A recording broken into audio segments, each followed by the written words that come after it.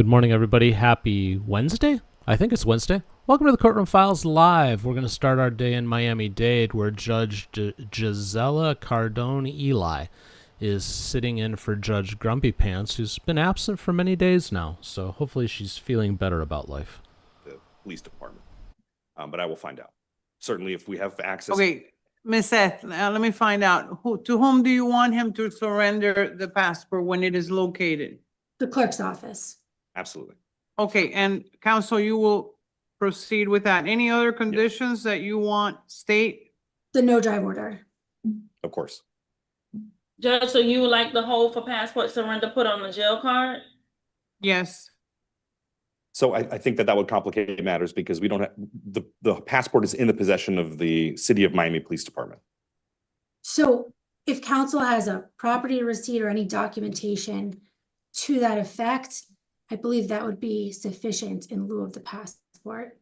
Okay, you know, this is an interesting situation. This case has existed for a month, but we have gotten no discovery, obviously, because he was in the hospital. Okay. So Whatever it is, hold until the passport is surrendered. You can bring any of these issues before the division judge. Which case? Who has this case? this is before Judge Milton Hirsch, but I would ask Your Honor to not make the return of the passport a condition of his release, but Denied. He's not from here. This is a horrific case. 100%, but he doesn't have his passport. Okay, well And then, the government, despite him being in custody for Okay, 30 days, you have my ruling. hasn't turned over any of the discovery. So we have not been turned over discovery, but we've been asked. Please stop. You have my ruling. The passport must be surrendered before he walks out of there. Okay, it has Pick been it up. surrendered. It's not in his custody. Or just proof that it is in fact not in his custody. Okay, then. Okay, thank you very much. Take it up with anything else for this case. And sir, you have a do not drive order. It's probably that you will bond out once this passport is surrendered. You cannot drive. You can't wait until Tallahassee suspends the license. I am giving you a do not drive order. Do you understand that? I understand. I do have a question. For his release to occur, the passport would have had to be surrendered to the clerk. I guess that there would be some automatic receipt that the jail will be able to recognize. The clerk will give you a property receipt, or we'll give So that's my question. So in lieu of the property receipt, because we will not be able to surrender the passport is in the possession of the City of Miami Police Department. What alternative steps can we take to remedy that or to alert the jail? What is it you said about something about some receipt or? What you said something about the passport, showing that the passport is in the possession of the City of Miami. A property receipt there. a property receipt or an inventory. So the issue there is that it could be months before the government, despite us filing motions to compel. I don't know how long it's gonna be. These are issues that you may want to consider with the division judge. You have my ruling. But the division judge, so I know, and I'm not asking you for a different ruling. I'm just asking for how do we alert? I don't practice law. I don't know. Just get proof that it's either in the car, in the inventory. The last time I checked, when something gets. Would it be okay for Your Honor if I went outside and I called the detective now to confirm that they are in possession of his Dealing with passport? this anymore. To then readdress it with Your Honor and let the state know and Your Honor know that the passport is not in his Take possession? it up with Judge Hirsch. He's there today. You can go to his division and he's there. Okay, thank you. Okay, thank you. Have a Thank you, good Judge. day. You too. Good luck. Thank you. Thank you. And thank you for being here to the family. Good luck. Okay. So Don't corrections, who do you have next? Corrections, who else do you have? I asked for Sebastian Zavala. What page? Team. This Okay. is Zavala, Sebastian Zavala, page 5. He's being represented by Mr. Sarmiento. I'm going to promote him to a panelist. Who is representing him? Sarmiento. Mr. Zavala? Are you here on Zavala? Yeah. Come on up. Do you speak English? Yeah. No. Yes, Mr. Sarmiento, good morning. How are you? Good morning, Your Honor. Here on Mr. Zavala. Okay, the family is here. What is your name? Who's here? And who are you? You're his mom. Okay, Mr. Sarmiento, please tell, Mr. Zavala, do you speak English? Mr. Ernstine, Yes, have I a good day. Thank you very much, Judge. Señor Zavala, ¿habla inglés? Yeah, I do. I speak English and Spanish. Okay, your mom is here and your family's here.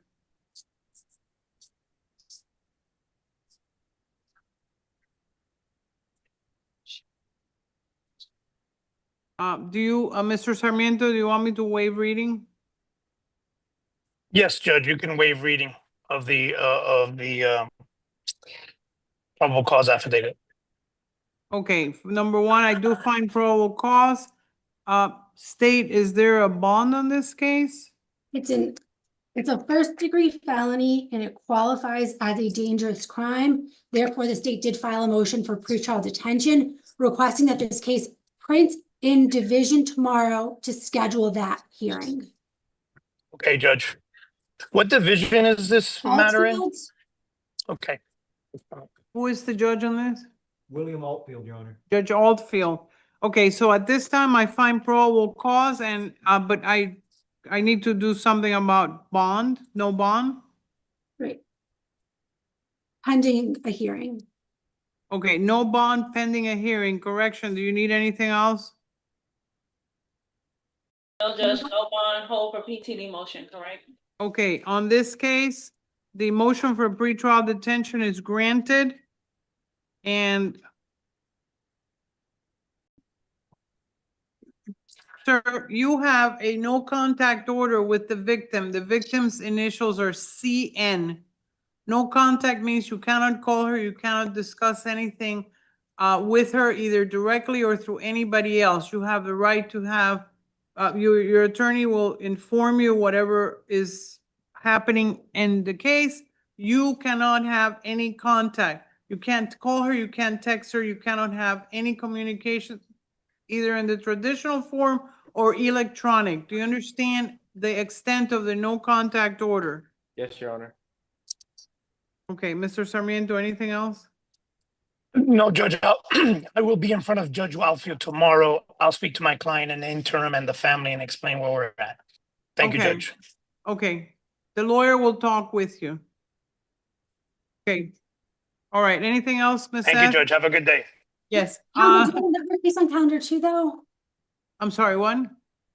I think. Counsel, do you also have Camaro? Yes, Okay. so yes, I do. Called. Okay. Thank you. Corrections, who do you have next?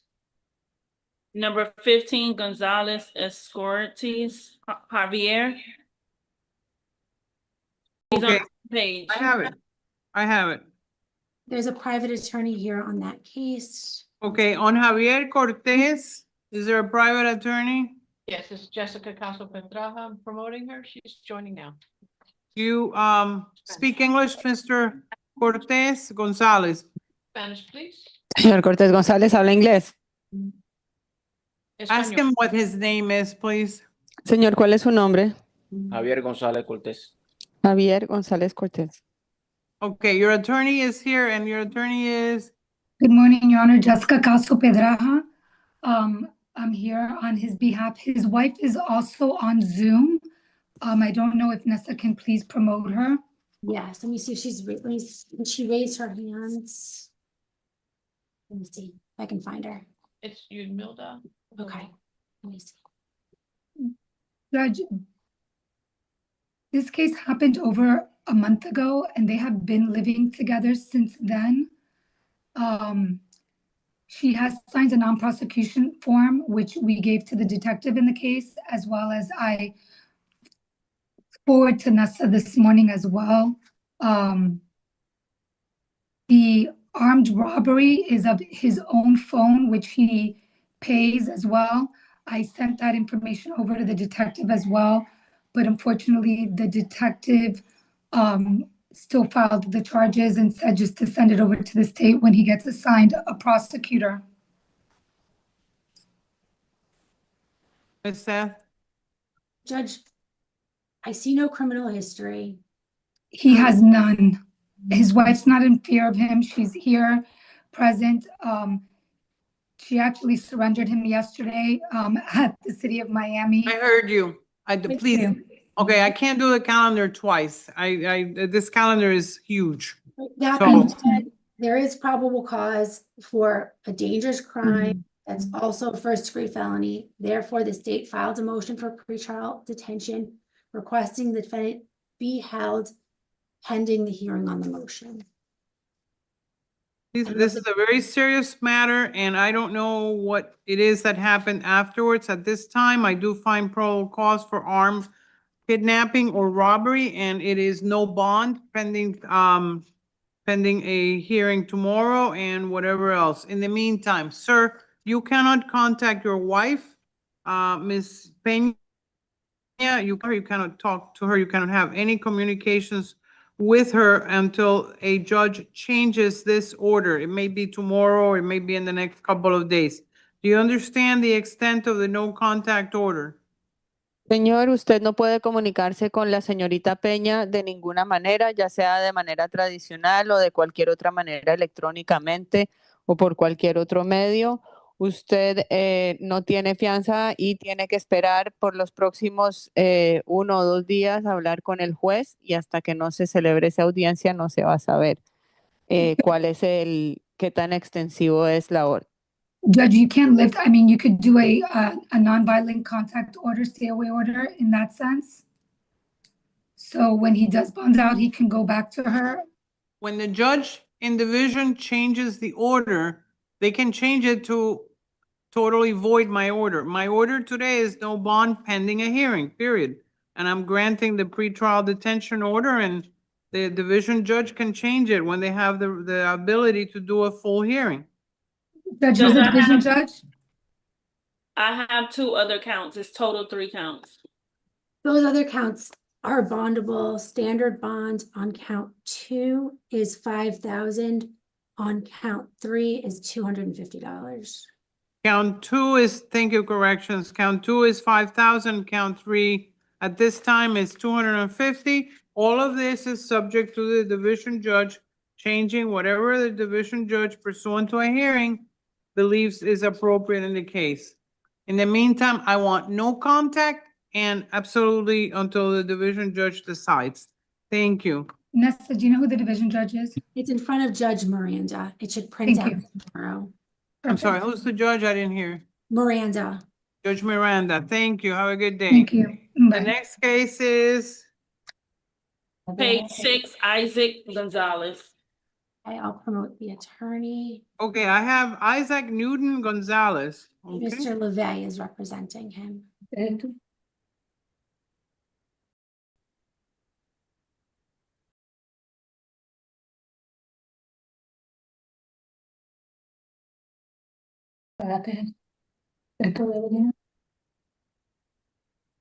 Morning, Seth LeVay here on behalf of Isaac Newton Gonzalez. Hi, good morning. How are you? Doing well, Judge. Good to see you. It's been a long time. Hey, nice to see you. Okay, and Mr. Gonzalez is here. Do you speak English, Mr. Gonzalez? He does, Judge. Okay. Public offender is discharged and you're representing him. He has 2 charges, battery on a police officer and resisting. State, what is your request on this? The defendant's 22. I don't see any criminal history, but it is violence towards law enforcement. State's request standard. Mañana. 5,000 on count 1, 2,500. Llamando al fiscal para la corte mañana. Okay. No sé, el que le toque. Espero, estoy llamando. Okay, we don't need, somebody's talking. Señora Peña, o la persona que esté hablando, por I'll favor, make ya her se an puede retirar. attendee. It's okay. Listen, Your Honor, I would ask for on count 1, standard bond, on count 2, only because it's duplicitous, it's a battery on a Leo, and it's a resisting an officer with violence, all based on the same conduct. Okay, but I would I'm ask for sorry. a dollar bond on count 2. I'm asking the state, what is the So the request? state was requesting 5,000 and 2,500, but if Your Honor wants to do 2,500 each count, that's fine. Council is requesting 5,000. Okay, 2,500 on count 1, 2,500 on count 2. And anything else on the Gonzalez case? No, Judge. Isaac, how old are you? 22? Yes, ma'am. I usually spend a little bit of time on younger people. You have a very good lawyer. You have no record, and I hope that you use this time to make a decision that the rest of your life, you're not gonna make any more mistakes that land you in jail with a very serious charge. Yes, ma'am. Thank you, Mr. Aubrey. Lavi, I'm sorry. All right, have a Thank good you, day. Judge. Thank you for Always a coming pleasure. in. Thank you, Ms. F. Thank Be you. well. Have a great day. Good morning once again, everybody. Welcome to the Courtroom Files Live. Happy Wednesday to you. For those of you who are with me for the pre-show, which, by the way, you need to be a member for that, and we encourage you to become a channel member. We have fun on the pre-show. Anyways, you know how wild Ellie was. She has just conked out and fallen asleep in the chair on the opposite side of me. So hopefully she'll rest for a little while and change her ways. We can stick here with Judge Abuela, or we can go see Judge Dad for a little while. Put a 1 in the chat if you want to stay with Judge Abuela. Put a 2 in the chat if you want to go see Judge McNally. Your Honor, I'm here on behalf of Julian Pearson. It's nice to see you. Nice to see you. And this is Julian Pearson. He has no priors, and state what is the Judge, request. he's from Georgia. He flew into MIA from Colombia. When he flew in, they found 35 blank credit cards, 4 re-encoded cards containing victims' personal identification. There is probable cause. He's got no local ties. State's request, no less than the standard bond. Okay, what is the standard bond on count 1 is 25, but what is it on count 2? 75. Your Honor, I'd like to say that my client lives in Atlanta and he works for Innovative Emergency Management. He has a job. He has a very supportive family. His sister is actually here in my office. His sister was there on a trip as well. And it's taken the family by surprise. He has no prior record whatsoever. I'm going to be representing him for the pendency of the case. You know, his family's been concerned and they're very supportive. So I'd ask if the court would consider reducing the bond in any way that the court could consider. Well, because he's from out of state, it's $2,500 on count 1 and $5,000 on count 2. So that's a total of $7,500, which would be the standard bond on the 2 counts. So anything else on this case, state No, Judge. or the defense? No objection, Judge. It's nice to see you. Nice to see you. Okay, be well. Be well. Thank you, Judge. Corrections, who is your? Thank you. All right, the crowd has spoken. Let's say good morning to Judge Dad. Okay, just hang on 1 second. Let me get the probation officer in here.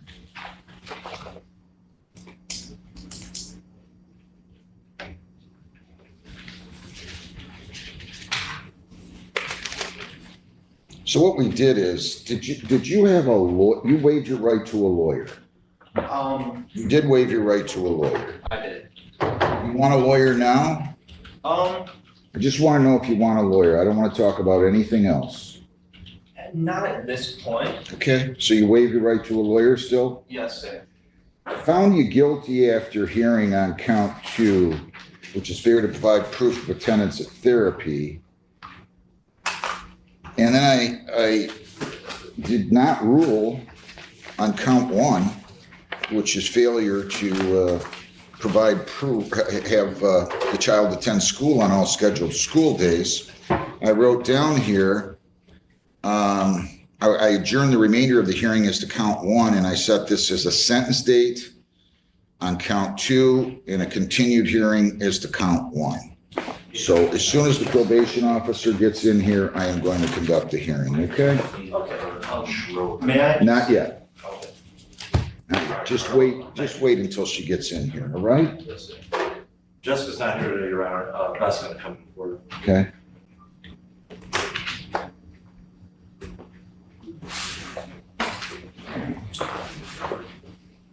I'm gonna give her a couple minutes. Just have a seat right there. We'll be right with you, okay? You're the interpreter. Yes, Which case is that again? David Gonzalez Escalar. Let's call that one David Istalart Gonzalez, 25W36565. Come on up here, sir.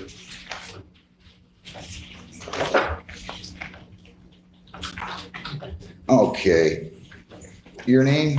Shalonda Heisley, Heisley, Shalonda, SHALONDA. You are a certified Spanish interpreter. Received my court qualification in 2019.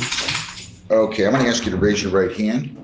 You solemnly swear or affirm that you will make a true and accurate translation between the court and the defendant. Yes, Your Honor. All right. And can you tell me your name, sir? All right. So this is an arraignment. You have the right to a lawyer. You're charged with malicious destruction of property. Would you like a lawyer to represent you? Yes. All right, we're going to set you up with a lawyer. Give him the Mr. Shemke on this one. So you're going to go out in the hallway. You're going to talk to the lawyer, and then you're coming back in here, okay? Okay. Recalling Nicholas, Justin Nicholas Schroeder. 24W835-712. Your name again? Justin Schroeder. Ms. Wilds? Elizabeth Wilds. He has two counts. For whatever reason, I found him guilty on count 2, failure to provide proof of child attendance to therapy. I adjourned the remainder of the hearing on count 1, failure to have child attend school on all scheduled school days. He's waived his right to a lawyer again. And so I'm ready to proceed on the remainder of count 1. Are you prepared? I know you're not the probation officer on this. Correct. Ms. O'Donnell called in today, and I am prepared in the sense of nothing updated has been provided by Mr. Schroeder. So Ms. O'Donnell still does not have any updated attendance, just referring to count 1, since providing the proof of the school attendance report through February 6th of 2025. So there's been nothing provided updated since February to June. Okay. You want to testify? I You want to testify? If you do, I'm going to swear you in. Yes. Raise your right hand. You solemnly swear or affirm, under penalties of perjury, that the testimony you will give in these proceedings will be the whole truth, so help you God. Yes, sir. Now, before we go on, I want you to understand, you still have the right to remain silent if you so choose. So you don't have to testify. You understand that? Yes, sir. Okay. What would you like to tell me? Okay. Well, first I'd like to say I have tried to submit the proof of therapy to the court, to the lawyer. I was under the impression it was in my case file, but I do have the proof right here that dates back to the first appointment was December 11th, and the last dated one was 6/26. Okay, show that to Ms. Wiles.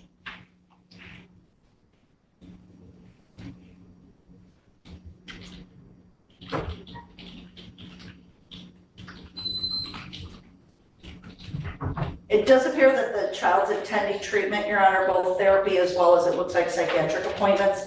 It is not on letterhead. I would like to verify it, but it does appear to be legitimate as far as attending at the treatment. I'm just not familiar with the therapist, Ms. Driss or Dries.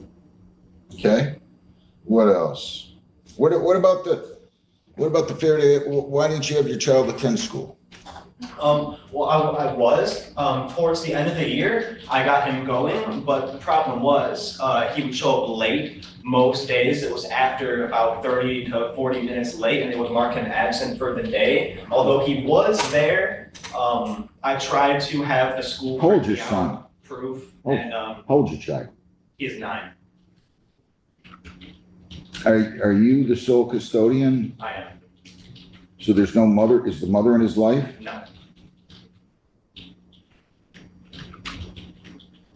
It seems odd that they would mark the child absent for the whole day if he showed up 30 or 40 minutes late. That's, from my understanding, that's just the way they function with tardies and lates. Mr. Schroeder, did you graduate? No.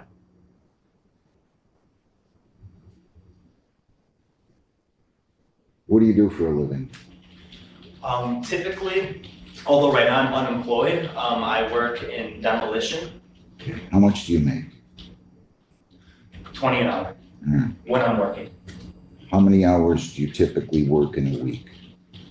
Usually it's like part-time, so 5-hour days, 5 days a week. 25 hours? 25 hours. So am I right or wrong? You tell me that you're making roughly $500 gross per week. When I'm working, yes. Well, you keep saying when I'm working. How often are you working? Well, I was working regularly up until about a month and a half ago. And right now I'm currently waiting for my employer to sort some things out and his life before we move forward and what we're doing with work. And in between, I'm looking for other jobs too, but right now I'm kind of in between. How long you been working in demolition? I say off and on for about a year. What did you do before that? Before that, I painted. How old are you? I'm 27. How many hours were you painting and who did you paint for? Did you do this on your own or I did painted, one of my friends owned the company and I painted with him. All right. Listen to me. I think we all want our children to do better than we do. I don't care what we do. Absolutely. You have got to get that child at school. If the child doesn't get to school, the child isn't going to have the foundation to be able to graduate high school, in which case the child's going to be floundering. Now, back in the days of Abraham Lincoln, you could get away without a high school diploma. Not anymore. And it's going to get worse. I agree, Your Honor. I want nothing more than for him. Well, you got to get him to school. It's not his choice. You have to get him up. You have to get him in the bath or shower or whatever he does, or get him dressed and get him there. Absolutely. He's 9. He's not 19. At 19, hopefully you will have formulated some kind of work ethic in him, and he will be able to get up on his own and go to school or go to work or go to whatever he's doing. Absolutely. You know, over the summer, I have been working. How many days did this child miss? And I don't want to hear this about they marked him absent. If the school, what school does he go to?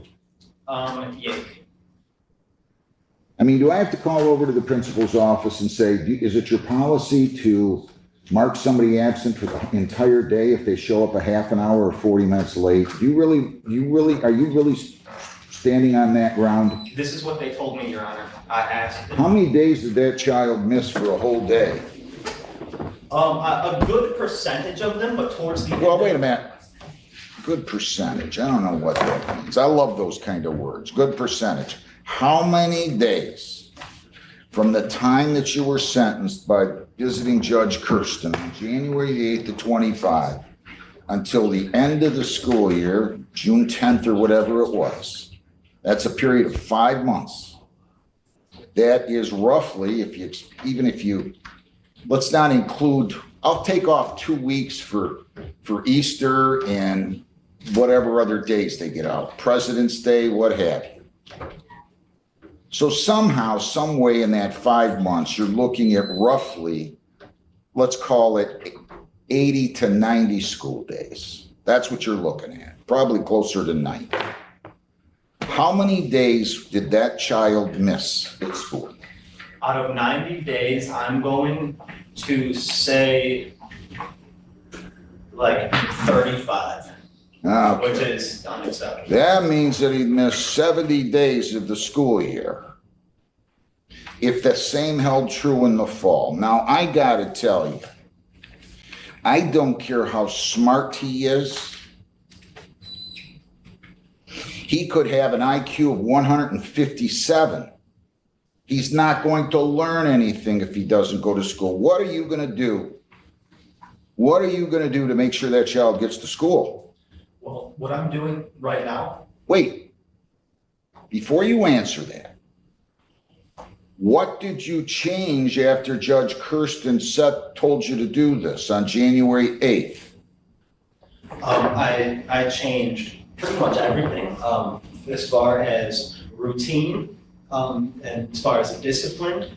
You know, a lot of the problem with him missing school last year was he struggles emotionally because his mom's not in his life. Okay. And it makes it very difficult. That's why the judge ordered him into therapy. Yes, sir. And that's understandable. Yes, Okay, sir. go ahead. So a combination between therapy and regular routine and trying to formulate the right kind of discipline that will not throw him off, you know, that will instill that I got pride in himself of, you know, going to school, doing his work. You know, I'm trying to develop those kinds of skills with him and working with him with his therapy. I'm also trying to get him an IEP, which would alleviate a lot of this burden that we're both experiencing.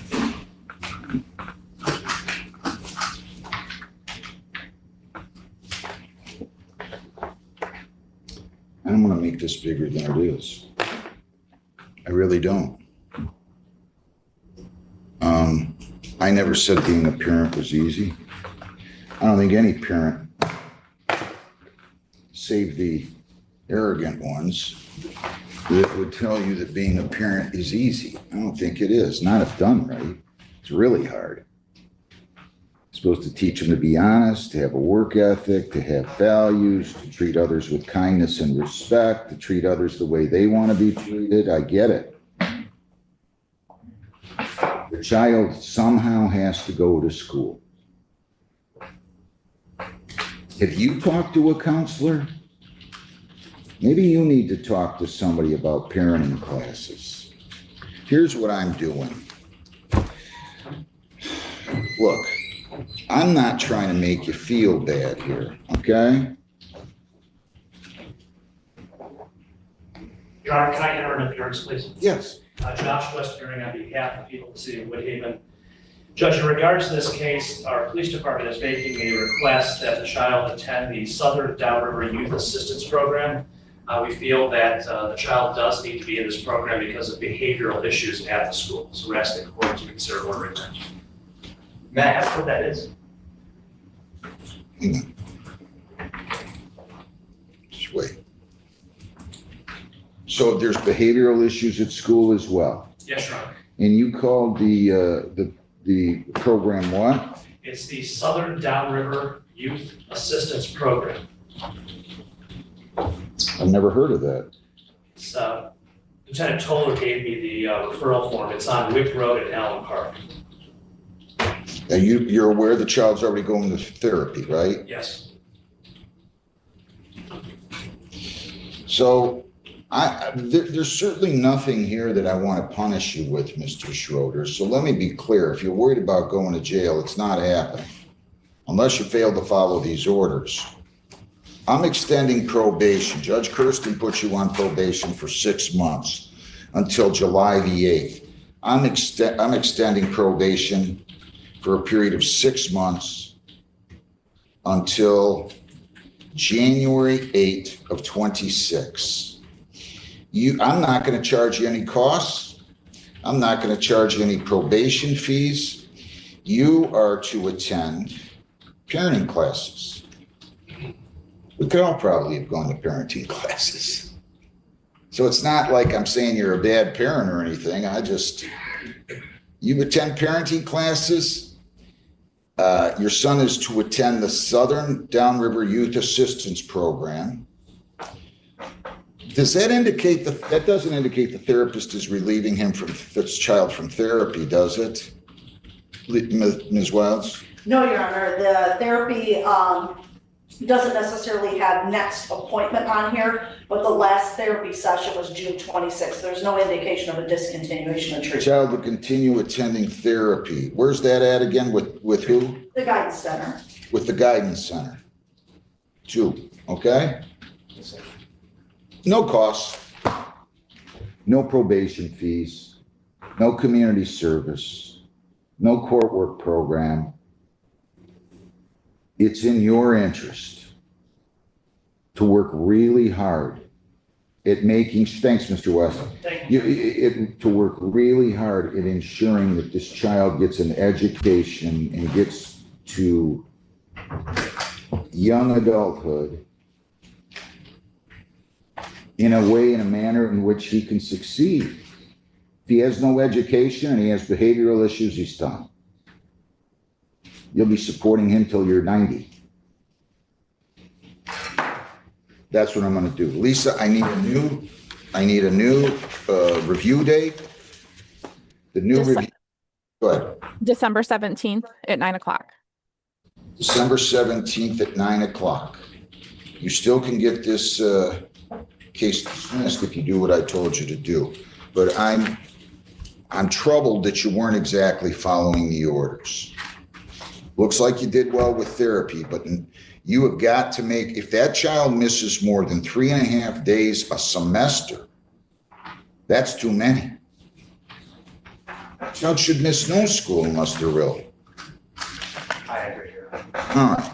I can tell you're trying a little bit, but you got to try harder. I'm sorry that his mother isn't his life. I don't understand how people can have kids and treat them like they're chattel. I don't get it. Good luck. Go down the hall, get your review hearing date. And You come to probation, I got that Probation. referral. Thank Yeah. you. Alex Keon Egbert.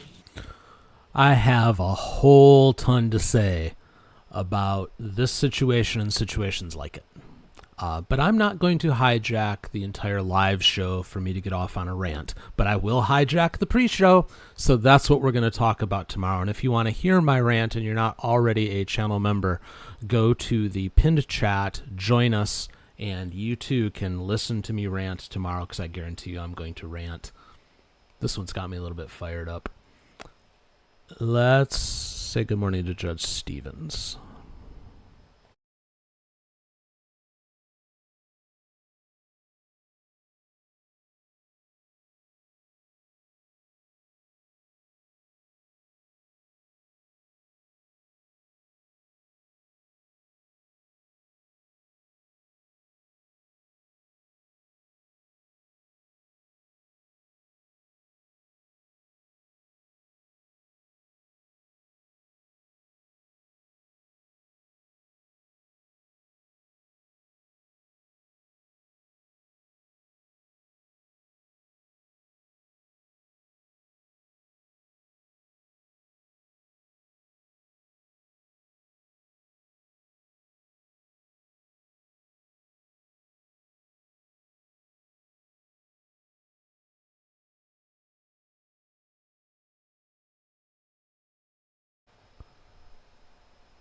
He is muted. Hang tight. We're a little bit in the Wayback Machine with him.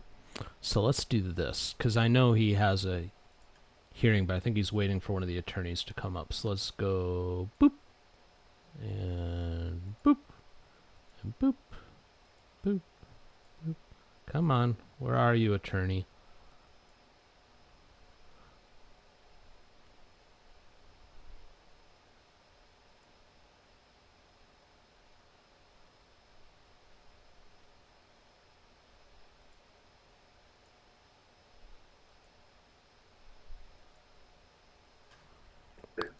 Big screen from There the we go. Astrodome, how it would be moved in place.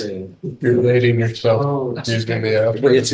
It's the, I don't think they had that technology when the Astrodome was stuff. It's the Dallas. it got dark in here when that thing came in. Did you notice? The lighting was dimmed.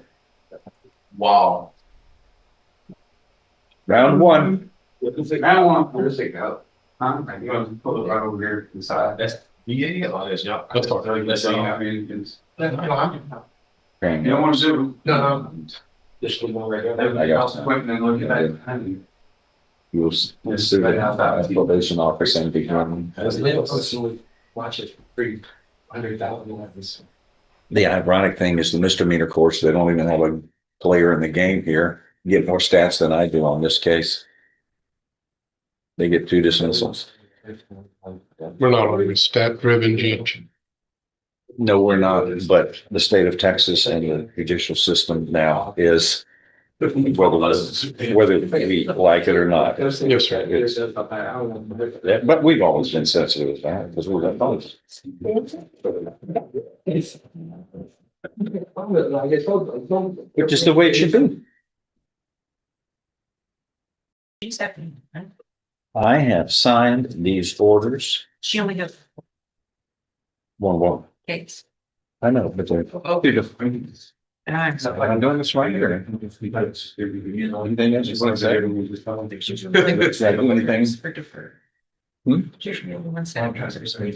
That too. One of the copies. Oh. I was. I didn't know that. I only see one. Not this. Welcome to the criminal district court, man. All right, here we go. Please see the probation officer. Again, probation, do well. Yes, ma'am. Good luck. That is it for me. We got a Sterling Booker. Yeah, that's the one that we knocked on. That's. Where's the trial. Mr. Booker? Come on up. She's up.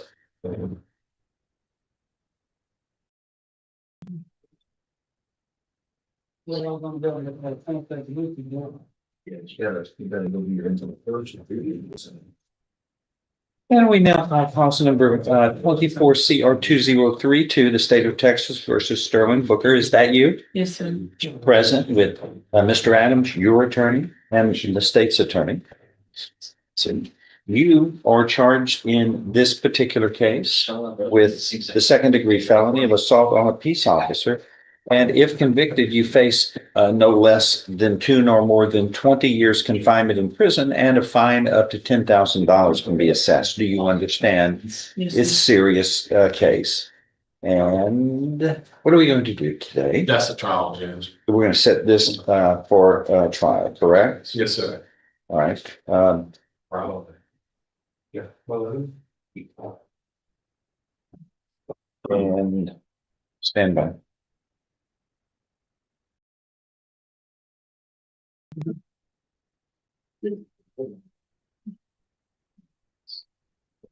Never. Did he get it? What? Did he get it? No. Just figure on the end. They're not those extras. 4 days. Okay, so he's going to put the car back together and she's not an extra, but sure. I pretty much stopped. I know those extra houses. I wonder if it'll work on that. You remember all the cars? They might be fine.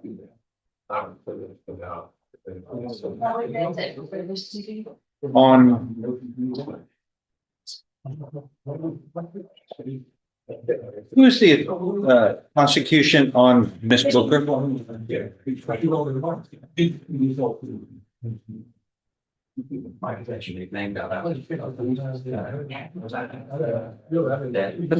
Is there a video? Yes.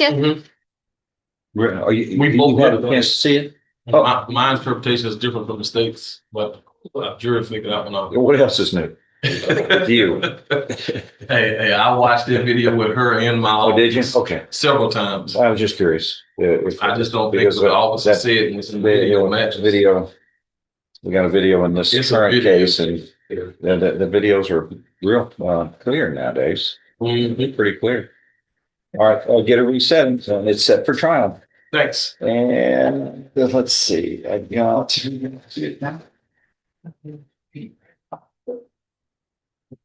Brandon Foray.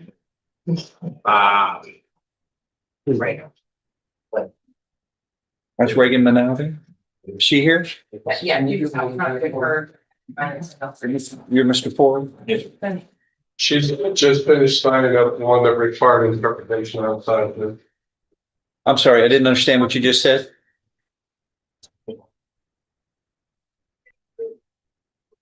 Been an interpreter joke. Yeah, I got that. People like it. I'll back there and put this on there. Yeah, sure. Who's number 34?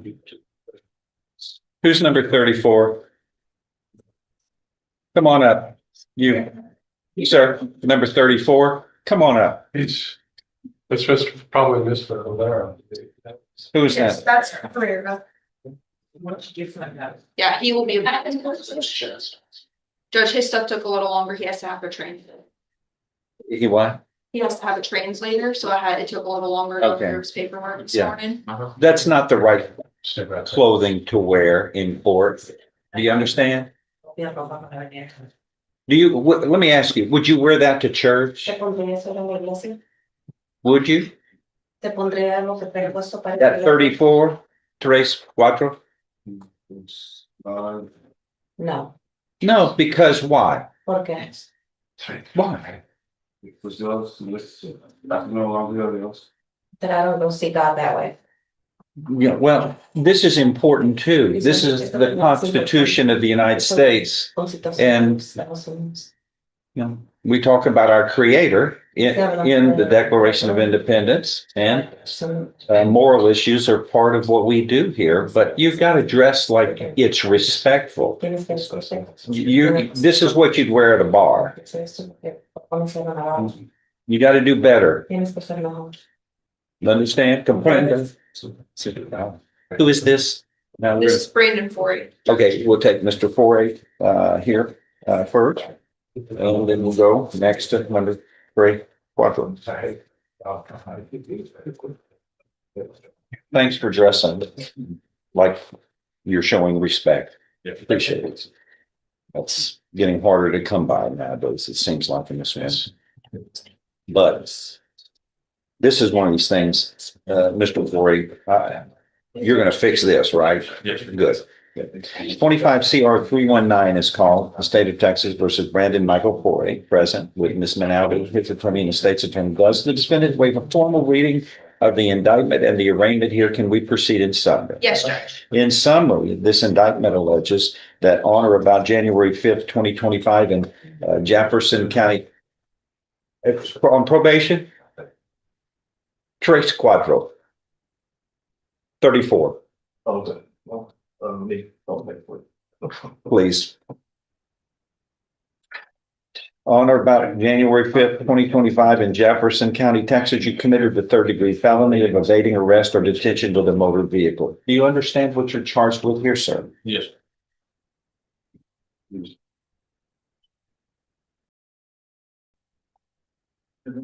If convicted of a 3rd-degree felony, you face a term of not more than 10 years or less than 2 years in prison. In addition, a fine may be assessed not to exceed $10,000. Do you understand? Yes, sir. An agreement's been reached in your case where you would be pleading guilty, placed on deferred or unadjudicated probation for up to 10 years in length. That's my decision.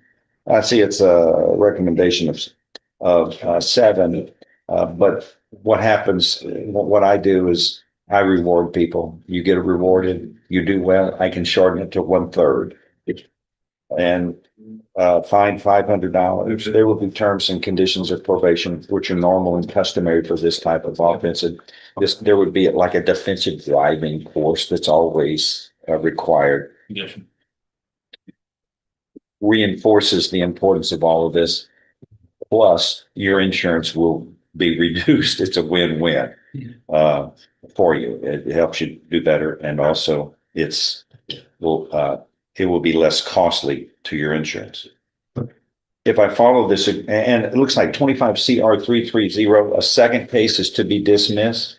That's correct, Judge. He misdemeanor that was involved. Same as well. circumstance. That's not in this court. No, it is not. If I follow this agreement, you have no right of appeal. Do you understand? Yeah. How do you plead to this charge, sir? Guilty or not guilty? Guilty. Are you pleading guilty voluntarily? That is on your own free will and because you are guilty.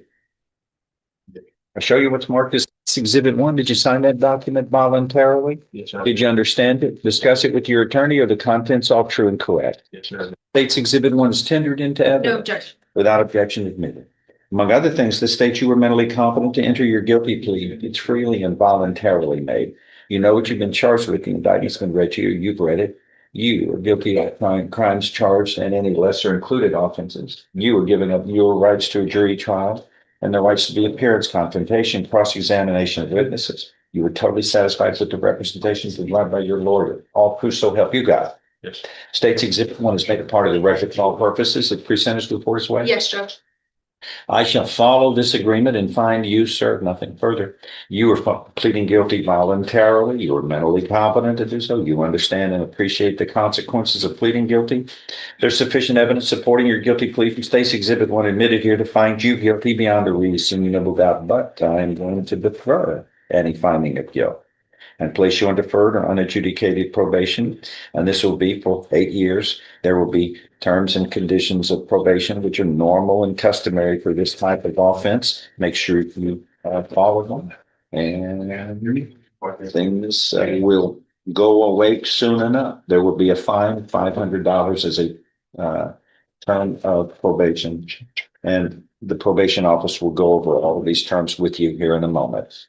You understand what has happened today, sir? Okay. Anything else on this? Yeah.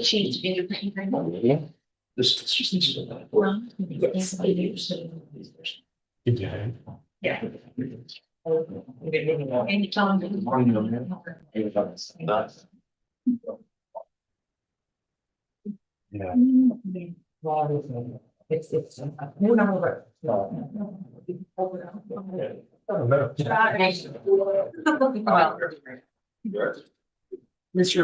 There's times I stood right there and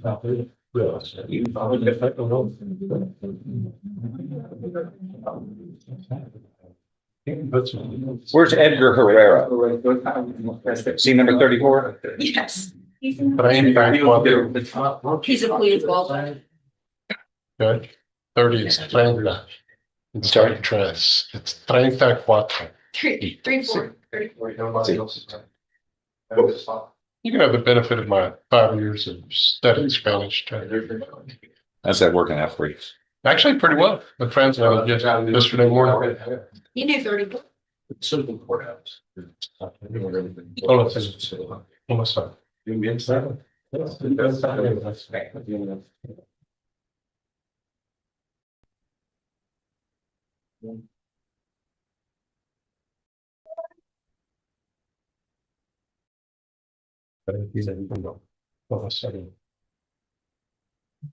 It's just one case, right? That's correct. Yes, sir.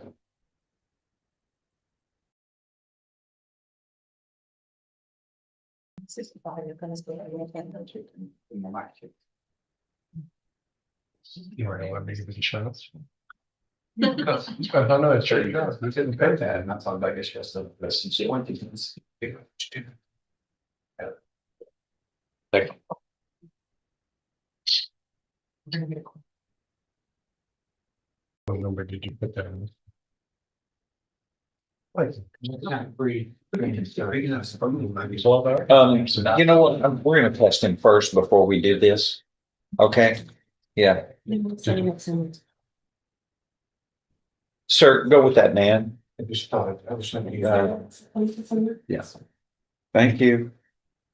You need to tell him anything else or you want to do? And he's all about it. All right. Let's see. My friends was Ryan McGowan. Yes, Judge, she's here.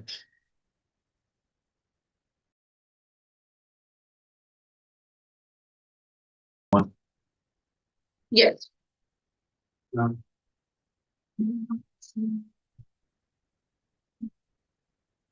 Oh, okay. And you were Ryan McGowan? Yes, sir. Here. In 25 CR 333, you were charged with the first degree felony of aggravated sexual assault, which carries with it, if convicted, no less than 5, no more than 99 years confinement in prison or life in. And also a fine up to $10,000 could also be assessed. Understand clearly what you're charged with and the punishment range applicable in this case. Yes, sir. Today, announcement is. I need 4 weeks, Judge. I have received the media in the case. However, one of the discs that I received was corrupted in some way. I wasn't able to download the media. We've re-requested that disc. 4 weeks going to be in the form. 6, if you would probably be more likely, but 4 is. Settle for 5. Yes. Oh, I'll give you 5 on that one. Okay. Thank you. Thank you. Get one, Walter. Oh, yes, no, it's fair. Sounds good.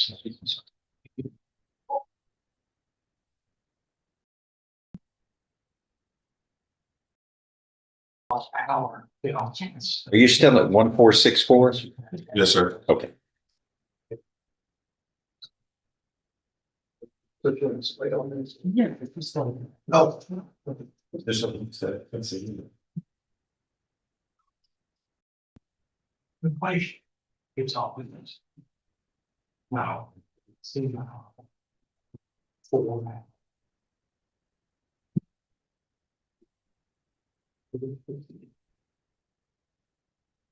I think one of the also comes out. I believe you got my neighbors. Okay. You were charged with the state jail felony of engaging in organized criminal activity. And what's the announcement today? Judge, I have received an offer on this case. It is an offer for time, and given the circumstances surrounding it and his potential criminal background, I want to make sure that Do you know what his potential background is, criminal background we is? need to make sure that we do it when he makes a decision. Uh, So if I can have 4 weeks to review that. I don't mean to be light about it, but the person to your right ought to know intimately Yes, what his criminal history is. All right. But he, in terms of whether to proceed with trial or to accept the plea offer. What do you want? What do you 4 want? weeks, You guys, 4 weeks. Thank you. 4 weeks. Just see. Let's see, this birth out. He's compliant with good. He's my functions, as far as. Dalen Parkerson. Dalen Parkerson. We cut off my friends. You're Mr. Parkerson? Have you seen your attorney at all today, Mr. Grohl? I haven't either. That's troubling. Have you had a chance to talk to him at all? Okay. That was me.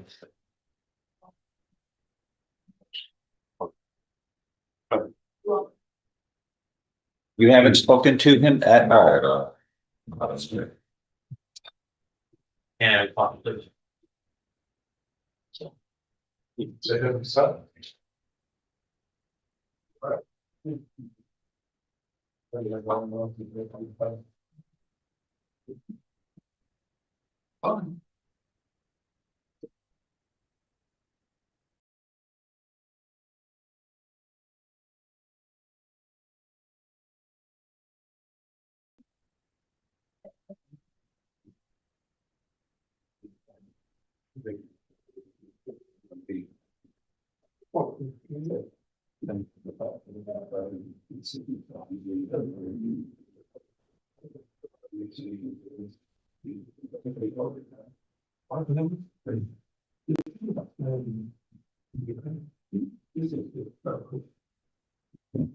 You were indicted in April of last year. And looks like Mr. Grove was appointed to represent you.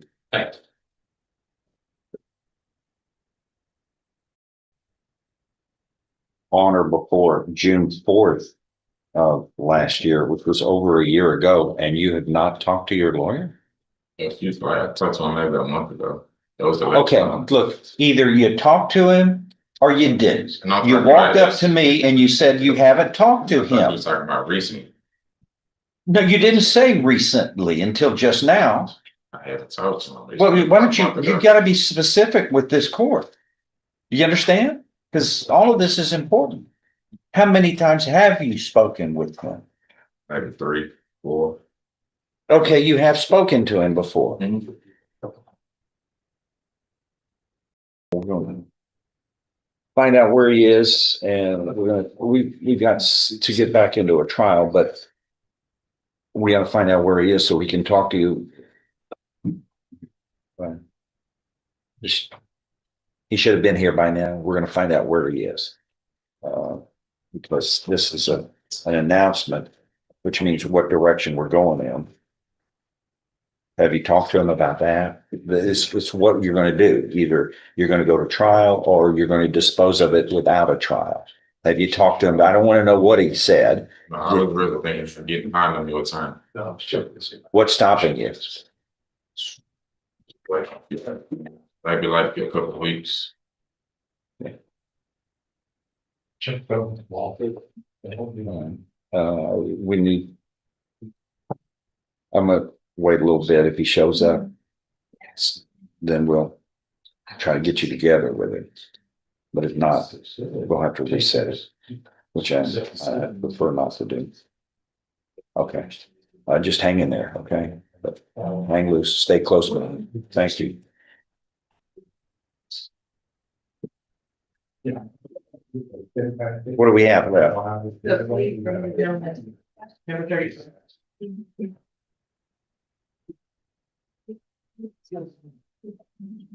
That's Edgar? Yes. See.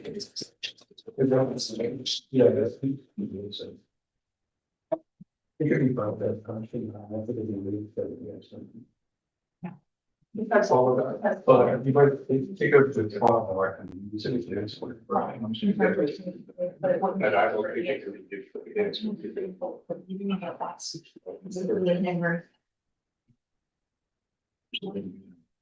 Is he fine? No, Judge.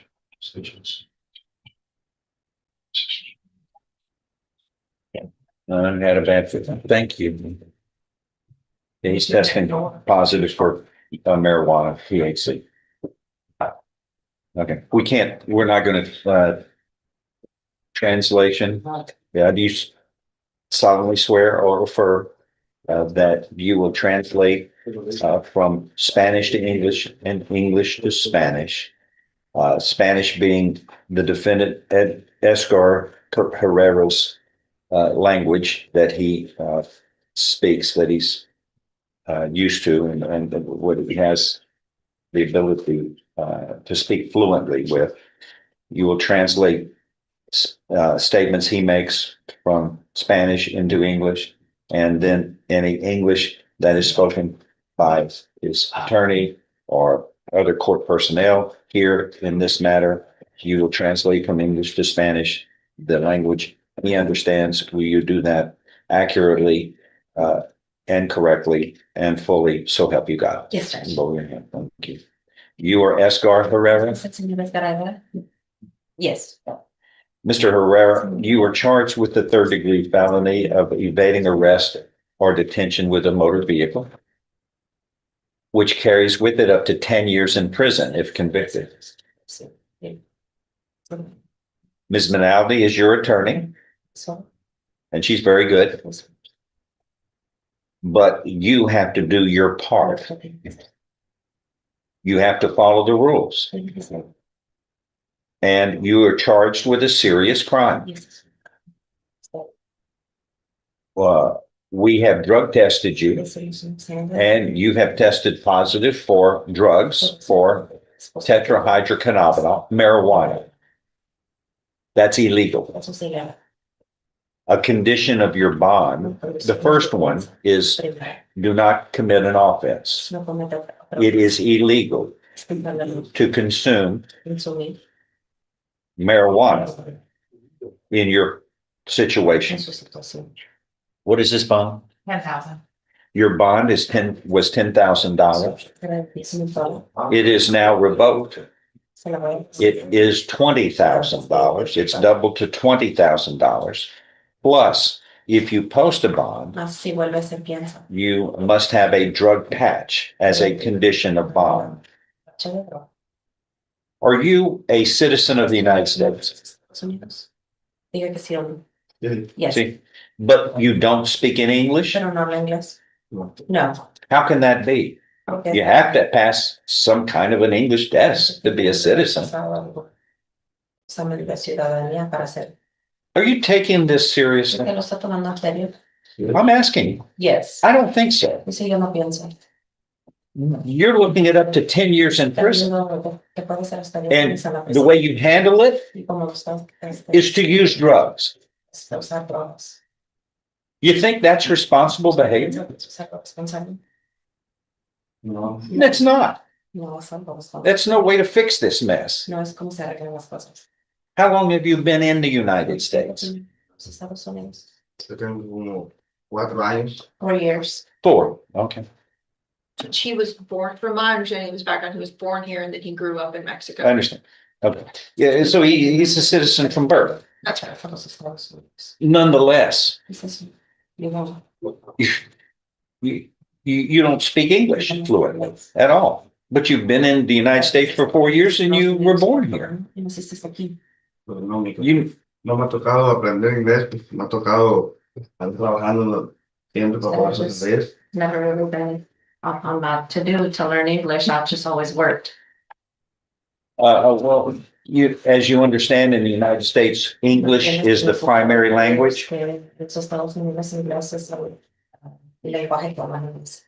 See? You understand?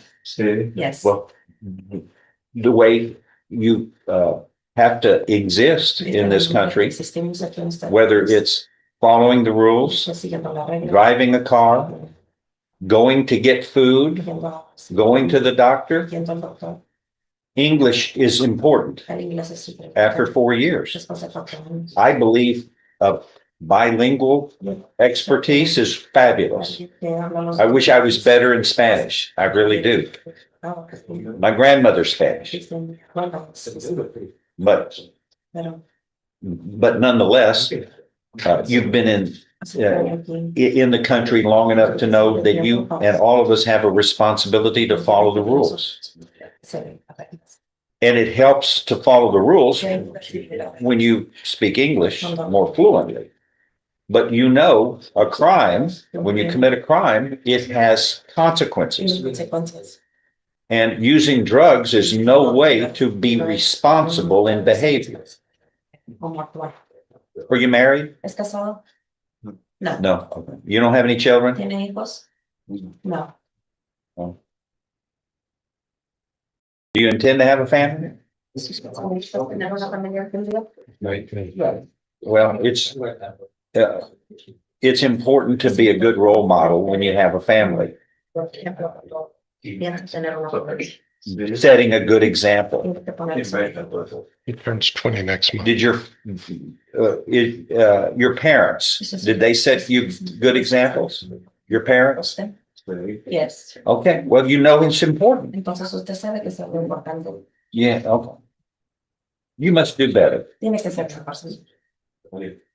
Yo sé. Comprende? ¿Entiende? Yes. Here's what, well, we're gonna take him into custody. Today's Wednesday. Why don't we just reset him for a plea and 2 weeks? We'll bring him back on Friday. Can we? Para regresar el viernes. Amén. Regresar el viernes. Have a vacation letter. Okay, well, can anybody do it on your behalf? Because he might not be able to get out and, He's here Friday. and, I'll ask her. and that it's gonna take a day or so for it to seep out of his system. Sure.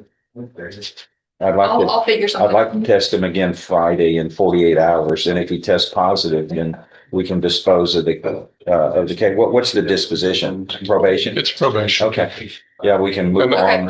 I'm not gonna modify it. We can Okay, just I understand. adjust, we can I just was adjust curious what's happening. what the plan is.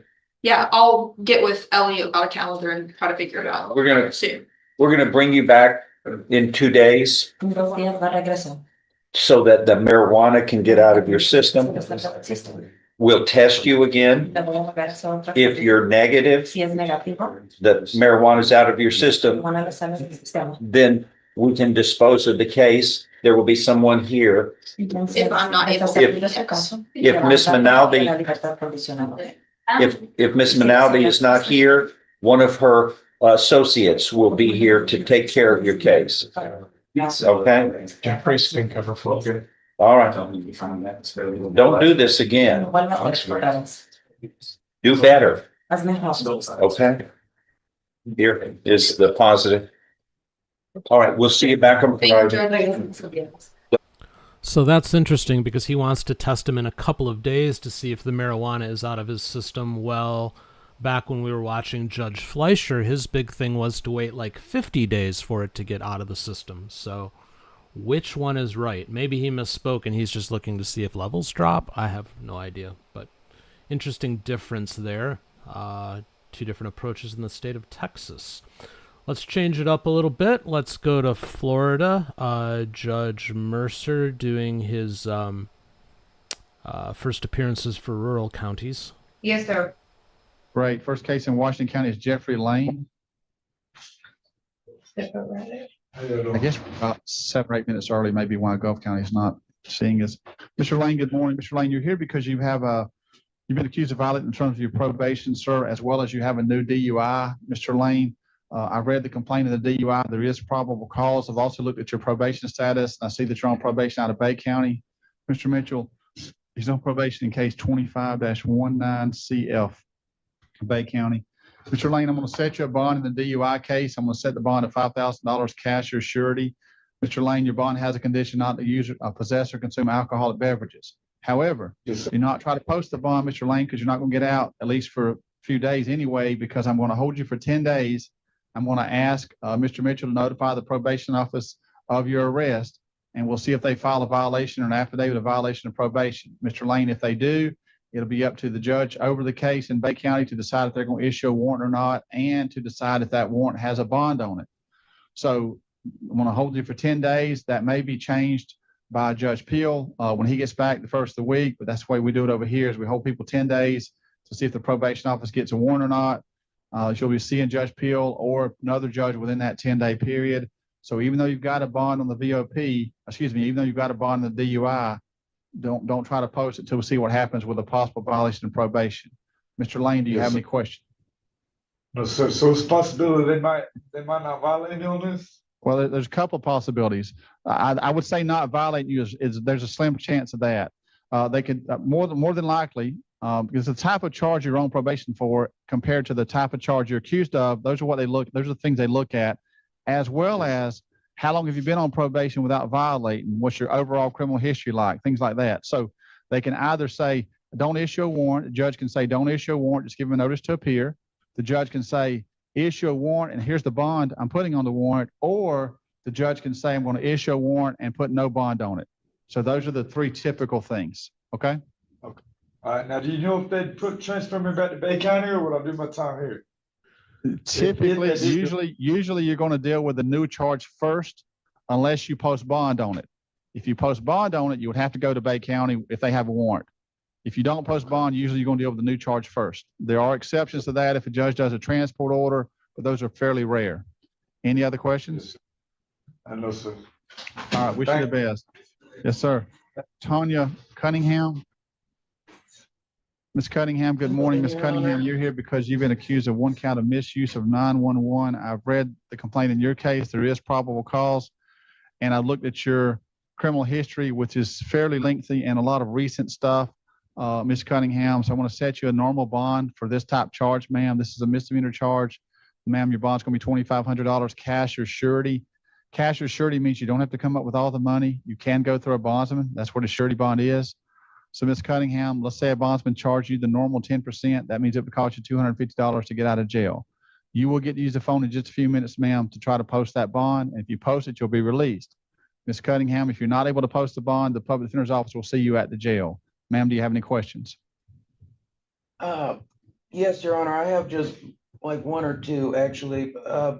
One, I think this was a statement, I apologize. This is like a gross misunderstanding. I called because I was assaulted, as you can see my face. The arresting officer, well, he ended up arresting me, even though I called for assistance. I asked if he would give me a ride down the road. He would not give me a ride down the road. My boyfriend that assaulted me was somewhere loose in the area. I did not feel comfortable walking down the street. The officer did not want to give me a ride to the gas station. I also mentioned, he said, I could take you to some house out in Chipley. I live in Ebro, sir. I said I could not go to Chipley. I could go to the Ebro Motel and he'd give me a ride to the gas station. He did not want to do so, so I walked. I was walking down Highway 20 when I called back the 911 operator, and he claimed I was yelling. I was walking on the side of the road. You're talking about the charge when you really need to be talking to your attorney in private. You need to understand that what you're saying right now is on a recorded line. And so what you're saying, everything you're saying may be played for a jury one day as some type of admission. Okay, so Yes, sir, I'm suggesting you do not talk about what you're charged with. You simply need to use the phone and postpone and get out of there. Do you have any other questions, ma'am? That. Yes, sir, I do, because What's your question, then? What's your question? I don't want to go through your version of what happened. I want to know what your question is. I do not have anyone that could come sign a bond for me. I have the money in my wallet, but the only person I could call is the person that assaulted me. Let me interrupt you because I want to ask you a question. Let me ask this question, ma'am. Would you prefer a $250 cash bond without having to go through a bondsman, just a cash bond of $250?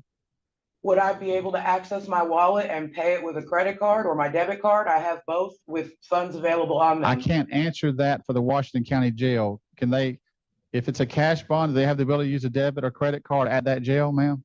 Madam Officer? No, sir.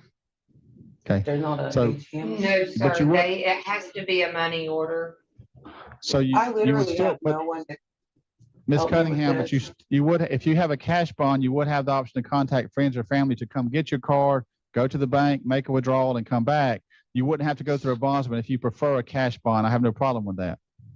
Sir, here's what I'm trying to convey to you. The relationship I've been in has been very controlling. I have no friends. My family is dead. I have no one to call but the man that messed my face up like this. And I assure you, he will not help me, nor do I want his help. If I could somehow access my own wallet, I could pay for this, no problem, but I don't have cash. I only have a card. This is a very complicated situation for me, considering the person I live with is the person that did this to me, which why I called the police in the first place. I have the funds, no problem with that. Also, sir, my animals are locked in my house and I'm in college, and if I don't get this stuff turned in tomorrow, I'm Isn't gonna lose all my money. isn't this your third arrest in like the last year, Ms. Cunningham? I got arrested for drunken Ms. Cunningham, disorderly. it's a simple question. It's a simple question. Is it your third arrest within the last year or so, ma'am? I believe this would be my second. Ma'am, your bond is $2,500 cash or surety or $250 cash. Have no problem with a $250 cash bond, and I wish you the best. Have a good day, ma'am. He's done. Come on. Madam Taylor, anything else in Washington County? No, sir. Thank you. Thank you, ma'am. Have a good day.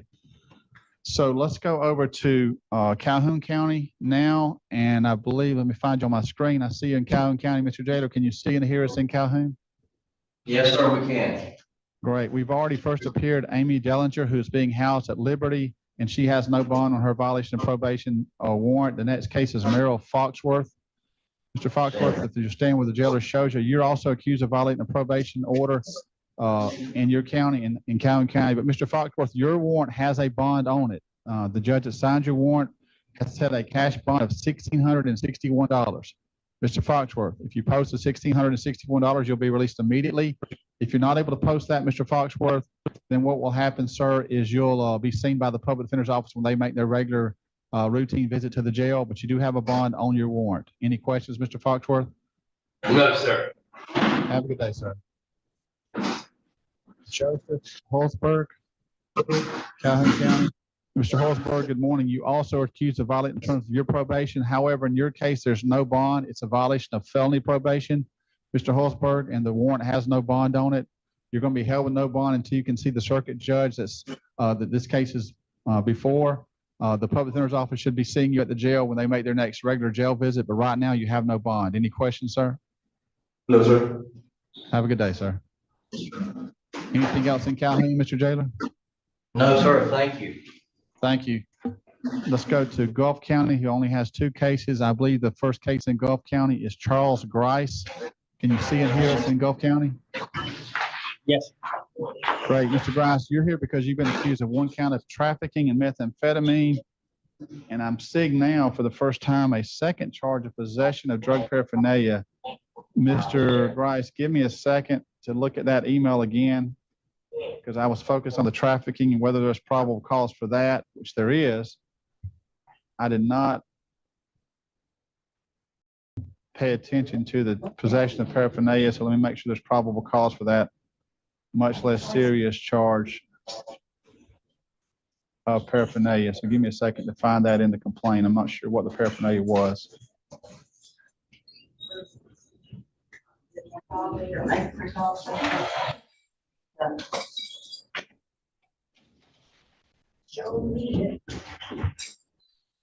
They're talking about the container that the methamphetamine was allegedly in. So, Mr. Jailer, in Gulf County, I think Gulf County is one of the, probably the only county where we get criminal history separately. They come directly from the Sheriff's Department dispatch and not from the jail. Is that right, sir? Yes, that's right, sir. Ma'am, thank you, ma'am. Sorry about that. And Madam Taylor, I didn't get any criminal histories at all from the Gulf County Sheriff's Department this morning. So do you have criminal histories or do y'all have access to those? I don't, but I could get them, I could call and get them to send it, sir. They do it automatically. They're supposed to do it automatically. Is that right? Yeah, yes, sir. Okay. What I'm gonna do is I really need to see his criminal history on both of the Gulf County cases. So if you can make that phone call, we're gonna go to Jackson County and we'll come back to Gulf County when you'll get those criminal histories, okay? Yes, sir. I think I may have something that you could look at if you want to do that. Have you been sent criminal histories? on both these I individuals? accessed them on Stack and I was able to pull a score sheet that does show some of his priors on there. No, I'd rather see an actual criminal history. Okay. So, Mr. Grice, I'm gonna see you in just a moment on this type of charge. Your criminal history is a factor in this case, and I need that from the Gulf County Sheriff's Department. So, Madam Taylor, let us know when you have that information, please. Yes, sir. All right, so let's go to Jackson County. And Mr. Jailer in Jackson County. Corporal, can you see and hear us okay? Yes, Your Honor. Great. In Jackson County, let me find that list. First case in Jackson County is, actually, we have a couple of fugitive charges. Let me see, Sharon Martin and Jennifer Spates. Sharon Martin and Jennifer Spates.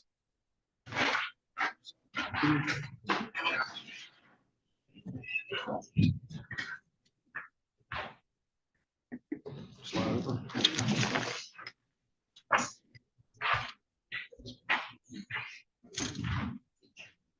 All right, so Mr. Martin, Ms. Spates. You're each wanted out of another state. It's Mr. Martin, you're wanted out of Houston County, Alabama.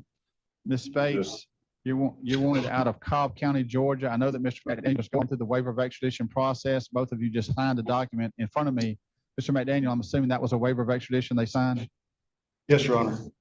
And Mr. Martin, do you have any questions about that waiver of extradition process? No, sir. And Ms. Martin, excuse me, Ms. Spates, do you have any questions? No, sir. So they have 30 days to pick you up. That 30 days starts today. However, what we do in Jackson County is we review the cases at 15 days. If you're still in our jail in 15 days, you come back to first appearance. The reason for that is just so that I can ask the jail, where do we stand on transport? What's the date that they're going to be released if they're not picked up? And you get to hear the answers to those questions. Typically, you're not going to be here in 15 days. Typically, they're going to pick you up before then. But if you are here, I'll see you in 15 days. If not, you'll be back in those states to address those charges against you. Mr. Martin, any questions, sir? No, sir. Wish you the best. Ms. Spates, any questions? No, sir. Wish you the best, ma'am. We have Charles West next.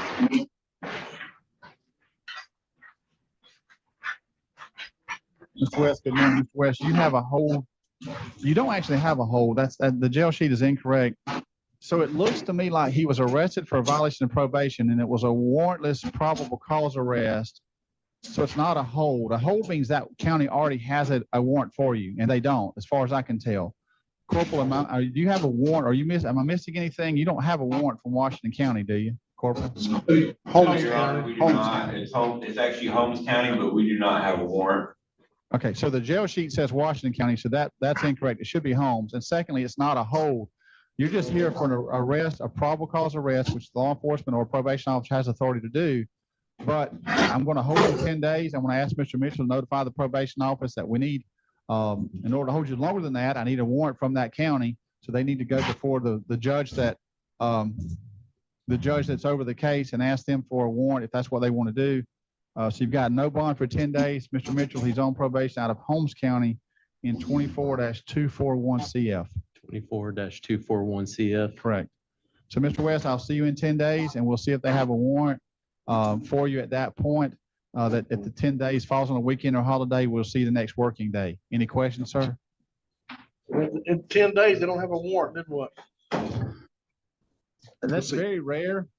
Actually, 10 days from now, I think I will not be doing first appearances. I think I'll be out of the office. So I can't answer that question. Let me double check that. Today is the 9th. You'll be gone during the trial week, Judge? No, I'll be back that Monday. So I will be here, planning on being here that Monday when the 10 days, the next working day after the 10 days. So Unless there's a really good reason, you're going to be released.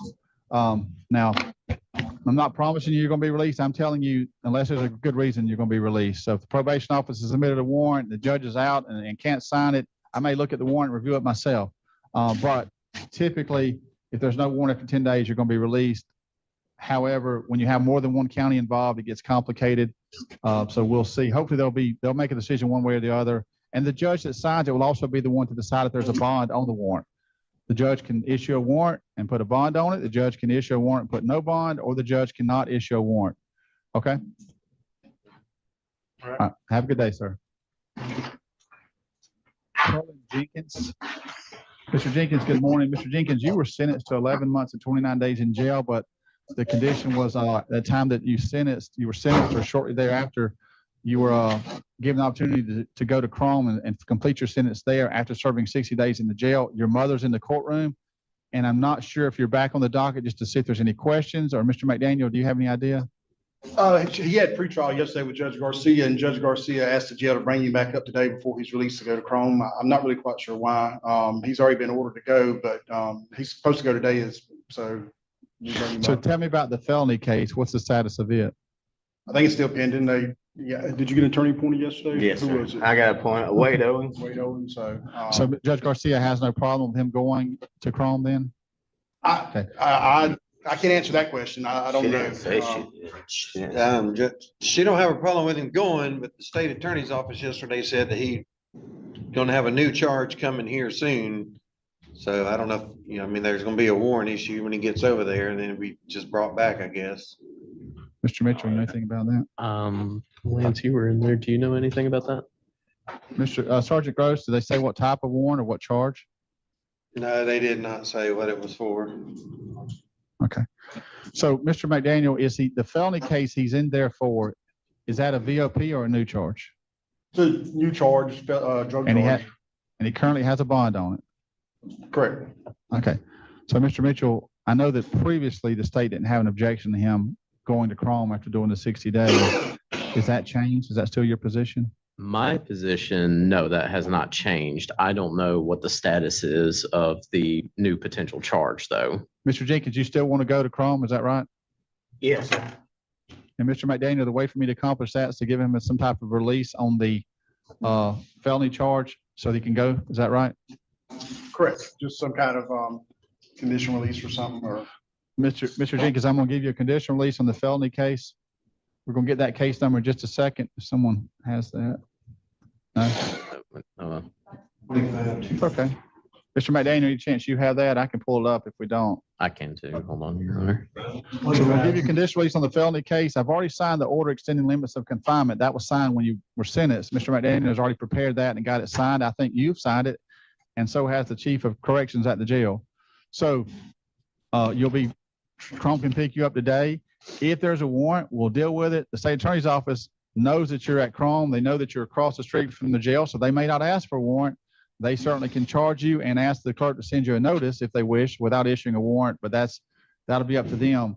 So right now, I'm going to release you. You need to understand that the only condition of the conditional release is that you go to Courtroom and you successfully complete the program. Now, when you get out of the program, there are probably going to be other conditions added to the conditional release. If the felony is not resolved, it may be resolved by then. Whether or not you have to come back for your court dates will be up to the state attorney's office and ultimately up to Judge Garcia, because the state will make their recommendation whether or not you have to come back, and Judge Garcia will make the final decision on whether or not you have to come back. So your mother's in the courtroom. I just need someone to stay on top of his cases so that we know whether or not Judge Garcia wants him back for those court dates. A lot of times the judge's attitude, if they're in treatment, getting treatment, don't stop that to come to a court date for a half hour and then go back. That's my next question. November 13th. All right. So November 13th, your next court date in the felony case, and we'll see what happens. What I would suggest we do, ma'am, is that we check with the clerk's office before that date, like the week before, and see if he's got to come back. And if he does, we can make it happen. I'm not sure if that's a court date where he would need to go back to the jail and appear by video, or if it's a court date where he'd have to be brought to the courthouse. I don't know anything about it. Okay. So let me start with the mother. Do you have any questions, ma'am? So he's going to get to go to Chrome, hopefully today, get started on treatment that I think everybody agrees he needs. Mr. Mitchell, anything else from the state? Right quick, Your Honor, I did just want to update you. So that other potential charge is currently a charge that's in review status for an alleged battery that occurred back on May 23rd of this year. It's still in review status. I don't know. A misdemeanor battery? No, felony battery. So it occurred prior to his incarceration, allegedly? Yes. Okay. Let me double check. What about the case number on the one that I'm giving a conditional release on? So that one is the misdemeanor case is 25. No, not the misdemeanor, the felony that's already pending that he had court for yesterday. 25245 is CF is the case I'm giving you the conditional release on. Anything else, Mr. Mitchell? No, Your Honor. Mr. Goodson? So if you're giving him a conditional release, Your Honor, I guess the jail would bring him up this morning. I would instruct him as far as the conditional release, say carry him back to jail and he'd go to Chrome today. I think that's the easiest way to do it. Yes. Okay. So they're going to bring you and get you instructed by the conditional release officer. That way you got that done and out of the way, Mr. Jenkins. And then we can get you to Chrome as soon as Chrome can take you. Mr. McDaniel, did I miss anything? No, Your Honor. Mr. Jenkins, any questions? No, Your Honor. I think your mother has a question. Yes, ma'am. And they said as soon as the jail notifies them, they can pick him up today, the earlier the better. You talked to them Sunday. So your mother, I don't know if you can hear that. Your mother says that Chrome says they possibly can pick you up today. So as soon as he's instructed, ma'am, and take him back to the jail, which will probably be he'll probably come here and then go back. It's probably an hour you're talking about. Chrome can pick him up. So if you talk to them, they can pick him up later this morning. Okay. So Corporal, if y'all will notify him once he gets back from being instructed on the conditional release, if y'all can notify Chrome, I'm being told that Chrome will come get him. Okay. Thank you, Corporal. Thank you, ma'am. And that brings. All right, let's head to the other side of Florida and let's check back in with Judge Abuela.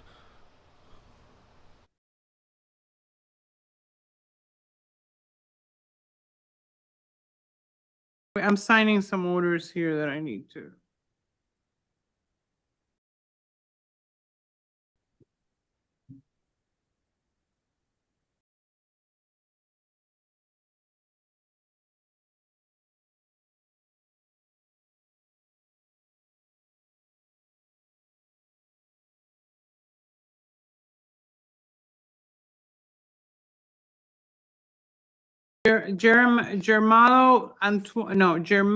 Evans is the last name, Jermarian Evans. You can pass him, he's next door. Okay. And we can pass the next two too, Philip Saunders and Corjo Angel. They're gonna be on Zoom. Okay. Didn't we have Sanders yesterday? It's been reset a few times.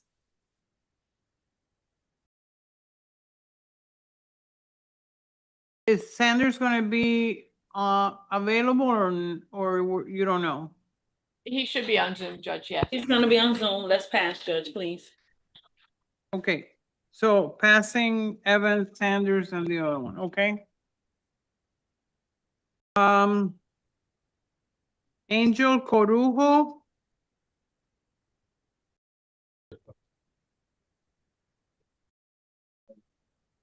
He's gonna be on Zoom as well, Judge. Can we pass?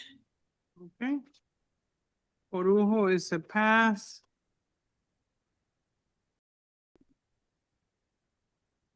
Last name Demostine. Added charges. Is he present? Yes.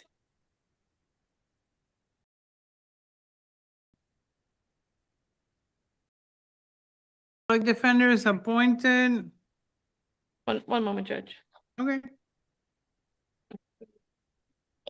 He's present now. Public defender is appointed. I find probable cause, $2,500. Sir, I know that you're both in the same location and stay away from the victim in this case, Hollis. Stay away from him. Corrections.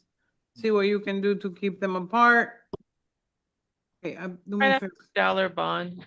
The arrest form indicates the alleged victim does not wish to pursue. Is that what it says? I'm sorry. But it also, No injuries were observed on Mr. Hollis, and Mr. Hollis doesn't wish to pursue charges. But he also said the defendant approached him and started striking him.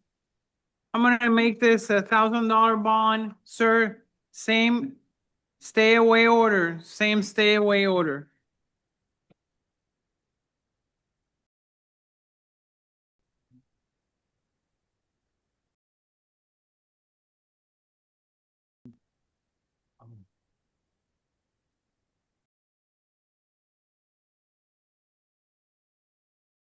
Laris Livingston, He's card only. I did hear back from Southern Winds Hospital. They were able to locate his benefits. I would ask that you custody release Mr. Livingston to Southern Winds Hospital and set an alternate bond.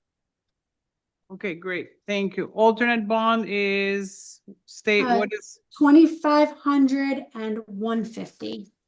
Count one, alternate is 2,500. Count two is 150. And custody release to Southern Wind. And I'll send the order to Judge De La O for signature on your behalf. Thank you. Yes, please.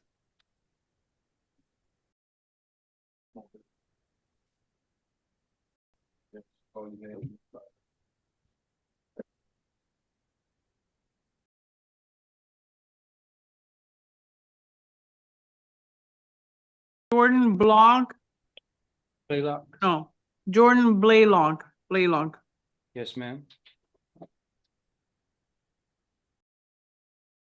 Okay. On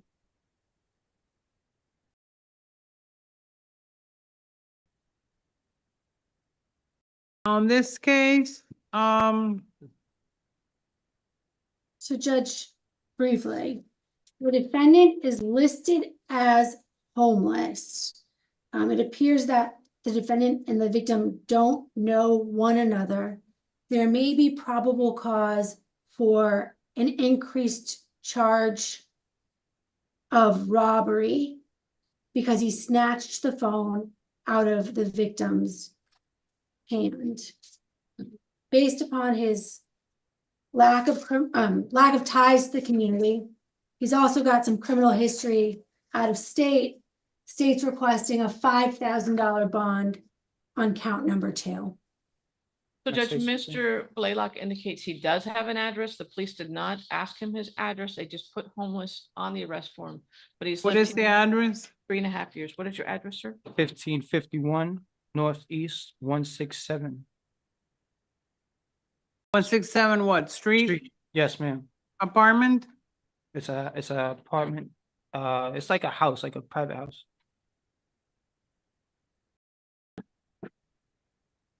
But they did not ask me. Okay, don't talk about the case. How long have you lived in Miami, sir? I lived in Miami for about 3.5, 4 years. Do you work? Yes, ma'am. Where do you work, sir? I do demolition.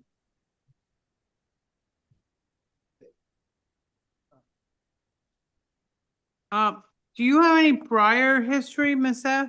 This is my first time in jail. No, do That's not talk.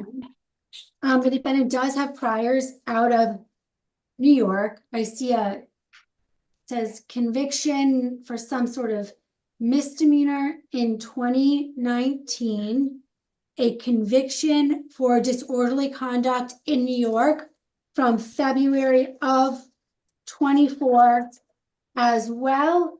I also see an arrest from 2022 related to a firearm that was in Georgia.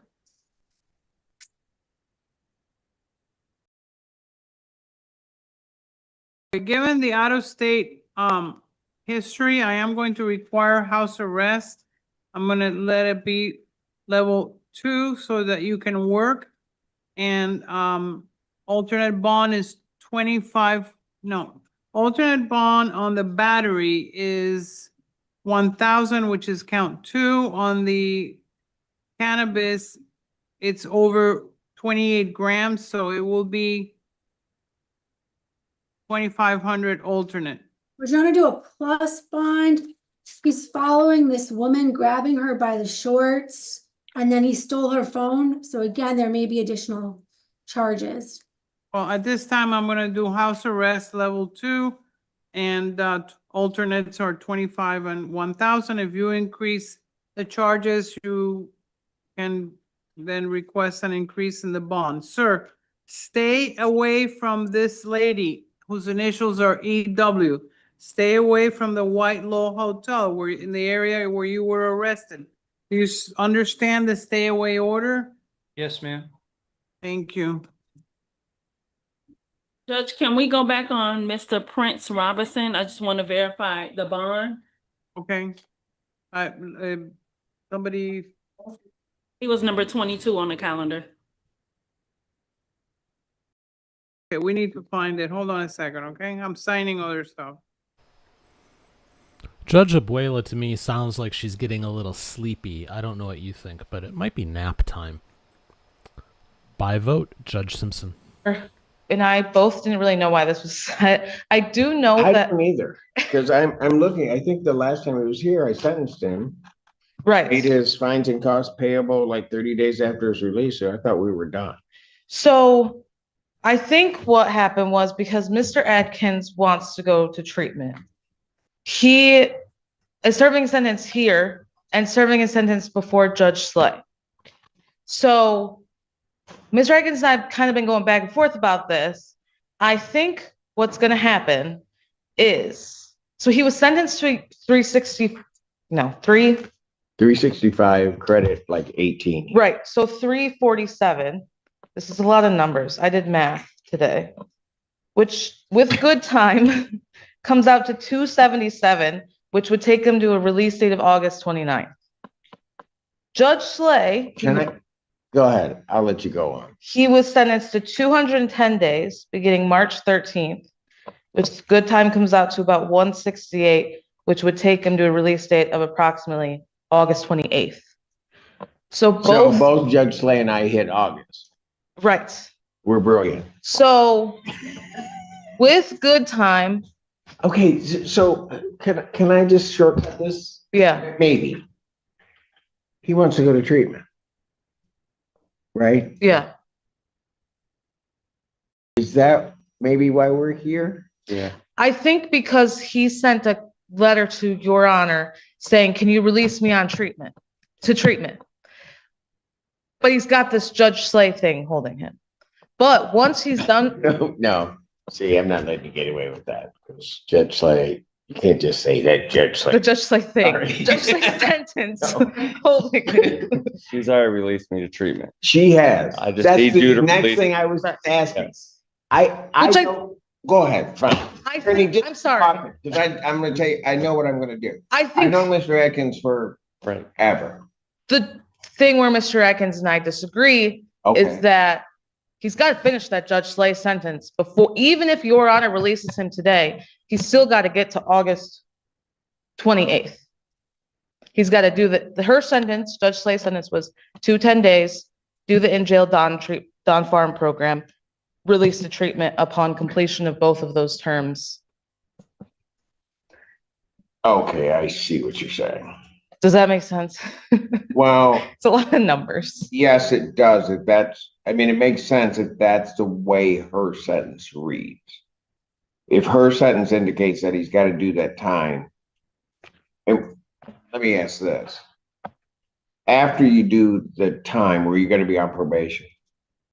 Yeah. In Judge Slay's court? Yes. Okay. Got it. And Patrick told me that I needed you to release me to treatment, or I have to wait till your sentence is up to go to treatment. And I sent you a letter with his kite stating that. And Patrick told me he's got to do it the Judge Slay time. So this is where he's got to do the full sentence, 210 days on Judge Slay's. Well, okay, I got you. So that's where Mr. Atkins and I have a little miscommunication. Right, and I can't resolve that. Right. What I can do is I can just take outside of the picture of it. Sure. Because I really believe that Mr. Atkins needs treatment. And he's been in. Does well when he's not using. Right. And you know it. He does really well. He has a much better demeanor and he's just, frankly, you're just a much better person. when you're Yes, sir. using well, I can't say that. I can't call you what I think. He has been in, Judge, on this case since November, so I it's know. been some time. I know. Because when he came back, because he hadn't seen me for a while, when he came back, I could tell he was out there using. And he wasn't looking well. You really weren't. So I will make this real simple for this case. If you prepare an order indicating that I will suspend the balance of his sentence to be released to treatment. However, and this is the important kicker, if he doesn't complete treatment or leaves treatment, then he must return to the Washtenaw County Jail to finish out this sentence. I will get that to you, Your Honor. All right. And that'll solve it, takes this case out of it, and then you can deal with what the interpretation of Judge Slay's case is. Thank you. Appreciate it. You're welcome. Just do the right thing. Yeah, I know. Huh? Just I know. last time. And Just last time. right, I know you know. That's my problem with you. I know you know, and I know you're smart enough, and when you think about it and don't do the stuff, you do well. Right. Right? It's just when you get on that path. Yeah, I know. Okay. Thank you. I'll do that. Get that order to me. I'll sign it. Ryan, best of luck to you. Appreciate it.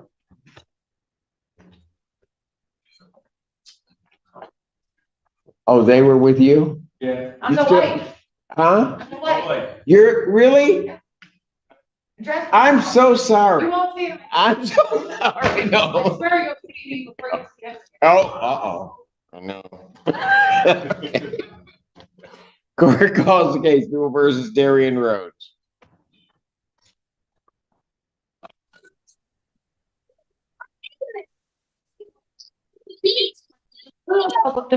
Attorney on behalf of Mr. Rhodes. Mr. Rhodes, please state your name for the record. Darien Rhodes. Yeah, I'm doing it now. I have to go to the settings.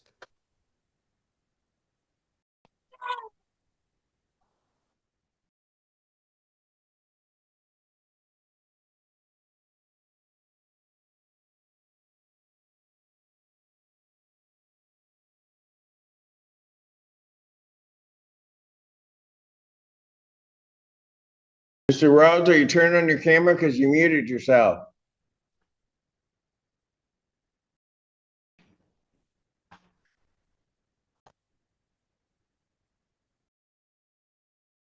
Passing, yes.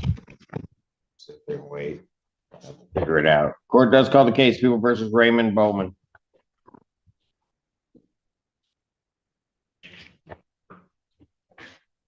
Wasn't he right there? Okay. Assistant Public Defender Natalie Pate with and on behalf of Mr. Bowman, who is approaching the podium. Please state your name for the record, sir. Raymond William Bowman. Thank you, sir. Thank you, Your Honor. Today is the date and time set for sentencing. We only have one very brief correction to the report. Under Mr. Bowman's date of birth / age, the date of birth is correct, but he is only 35 now, but will be turning 36 when his birthday comes. Outside of that, we have no corrections, and as to the recommendation, would respectfully request that the court adopt it. Sir, anything you want to tell me? No, sir. All right. Sentence of the court, $125 statutory fee, 51 days in jail, credit 51 cents. Thank you, sir. Thank you, Your Honor.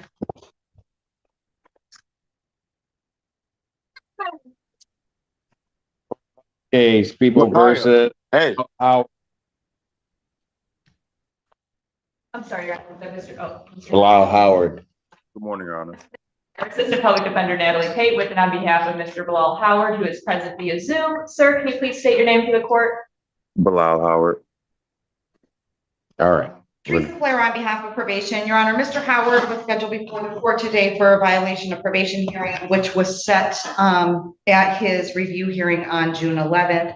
At that time, Your Honor, Mr. Howard was directed to report to probation Mr. Howard did do that, as ordered.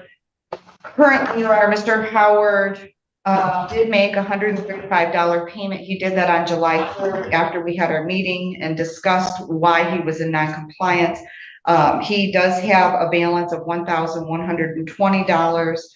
Mr. Howard indicated to me when I met with him that he was going through some different times. He had recently got custody of his kids and was making a transition and working, trying to take care of his kids. Although no excuse, Mr. Howard does indicate that he would like a chance to complete the prosecutor deferred sentence. At that time, I also, Your Honor, gave Mr. Howard a referral to another class that would not interfere with work schedules. Given that Mr. Howard did report and that he is showing that he wants to complete this program, probation is asking that the court to dismiss the violation of probation hearing, extend the prosecutor deferred sentence for a period of 9 months, that Mr. Howard pay $140 per month beginning August 5th, 2025, that he continue all of the terms as previously ordered, with a review hearing being set April 8th, 2026 at 9 a.m.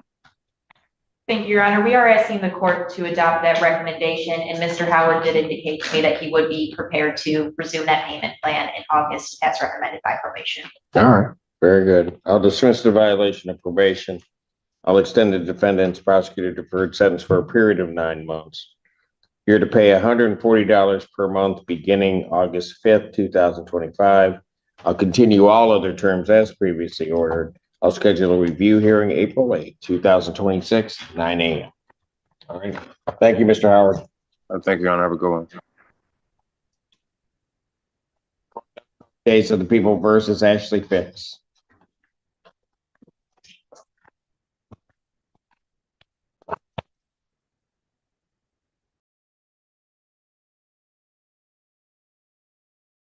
Your Honor, Edward Drugas on behalf of Ashley Fix. Ashley Ian Fix. All right. Your Honor, we've gone through the pre-sentence report. The recommendation is something my client wants to address today. The only correction I have to the face of the pre-sentence report is the attorney should be listed as myself rather than helped. Okay. Ma'am, anything you want to tell the court before I move sentence?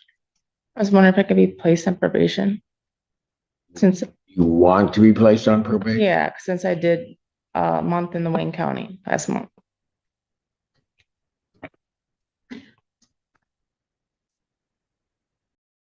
I'd rather be on probation than incarcerated.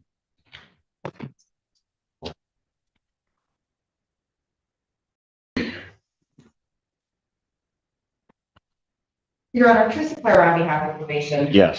Ms. Fix was ordered to probation to complete the pre-sentence interview appointment. It took some effort to get that done initially because it was done quite some time ago, and then Ms. Fix has numerous times failed to appear to this court for sentencing. While she has been out on bench warrant status, she's also picked up other cases, one being an OWI out of the 15th District Court, which is holding her in custody. Not to mention, it was brought to my attention, she now has a couple other cases out of Romulus, which are bench warranted now because she has failed to appear, I believe, because she was in county care. It was a show cause. I don't think a warrant issue. I went to court. Oh, a show cause. Yeah. So she is, Your Honor, scheduled for show cause matters because she failed to appear, because she was in custody here for those Romulus cases. Probation's concern with Ms. Fix is that she does come before this court and indicates that she wants to do things, but she never follows through with any of it. So probation has concerns that if Ms. Fix were to be released on this case, she's not going to do it, and she's not going to contact probation. I know that, and this court knows how I operate. I attempted to reach Ms. Fix multiple times to try to even get her to get in here to get sentenced, because originally I believe my recommendation was to have a probationary sentence. However, it's getting her here, and if she doesn't come to court, she's not going to report to probation. Well, and the cold hard reality is that May and June she didn't appear, but she just, the simplest of things to complete your pre-sentence interview, she didn't do. Had to issue a bench warrant in her cases, in this case, 4 times before we can get you here. I promise I'll do it. You're not a good candidate for probation. I mean, I couldn't even get you to interview with probation initially. You didn't even follow the court's instruction to do that. And then had to bench warrant you, you didn't appear, had to basically make it an in-person hearing, which I don't specifically recall why, but that typically means there's an issue going on with getting the person there. So, and I'm not sure, in January of this year, you were brought into custody somehow.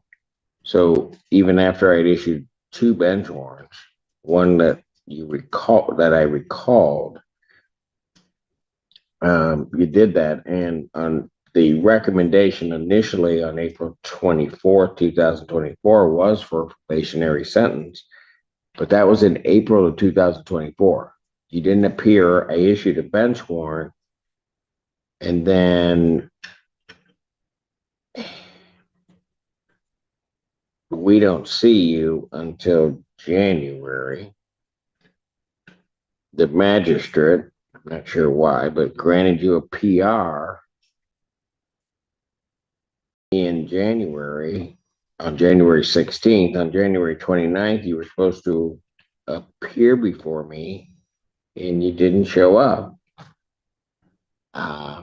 You came back again into custody for whatever reason in June, and the magistrate, I don't know why, gave you a PR because you said you'd appear. And that was in 2025. And on the date he gave you, you didn't appear. That's where we are. You don't do what you say you're going to do. And the reality is, when I've seen these in the past, what will actually end up happening is we put you on probation, and then ultimately I'm imposed into jail time because you haven't done anything.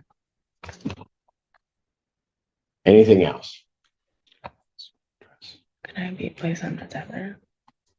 GPS tether. Your Honor, the only thing I can express on her behalf is that she does have remorse for missing those dates. All of them? Yeah. And other than that, I discussed with her what her options may be on taking. My mom's side, transportation. She just addressed that she had stable housing through her mother, so that's. Sentence of the court, $125 statutory fee, 93 days in jail, credit 20. The balance, the defendant is to serve the balance. Thank you. Thank you.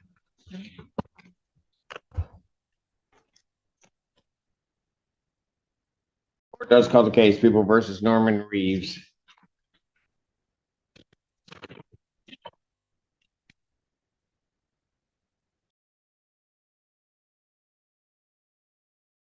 Good morning, Assistant Public Defender Lauren Perny on behalf of Mr. Reeves. Mr. Reeves, please state your name for the record. Norman Reeves. Teresa Claire on behalf of probation, Your Honor. Mr. Reeves is before the court for a violation of probation hearing. Mr. Reeves is non-compliant with the terms ordered by the court in that he owes $1,658. $500 of that balance, Your Honor, is for restitution. He failed to report to probation as directed, failed to complete the positive strategies for life program, and failed to provide proof of CMH services. He also, Your Honor, has a new criminal case. That case is on bench warrant status. It is out of the Chelsea location. Mr. Reeves, however, did provide a bench warrant recall request to the court. I believe that he thought that he did it in both cases. The Chelsea case still shows a bench warrant. This court did grant him to be set for a hearing with a PR bond. Since then, since my report to this court, I did have a chance to speak with Mr. Reeves this morning. I do have documentation of his services in lieu of CMH services. He is living between his mother's house and Jackson. His mother is here with him today. Mr. Reeves also has indicated that he can make a payment of the $500 on the restitution today. Given both of those factors, Your Honor, probation is asking that we adjourn the BOP hearing to August 13th, that Mr. Reeves report to me in person on Monday, July 21st at 1 p.m. And that he become compliant with the other terms ordered by this court prior to that date, also including taking care of that outstanding bench warrant out of the Chelsea court. Your Honor, in short, I'd ask that you adopt that recommendation. I also had a chance to speak to Mr. Reeves and discuss, why he wasn't able to complete the terms and the matter or the time that he should have. He explained that last year he was going through a pretty hard time.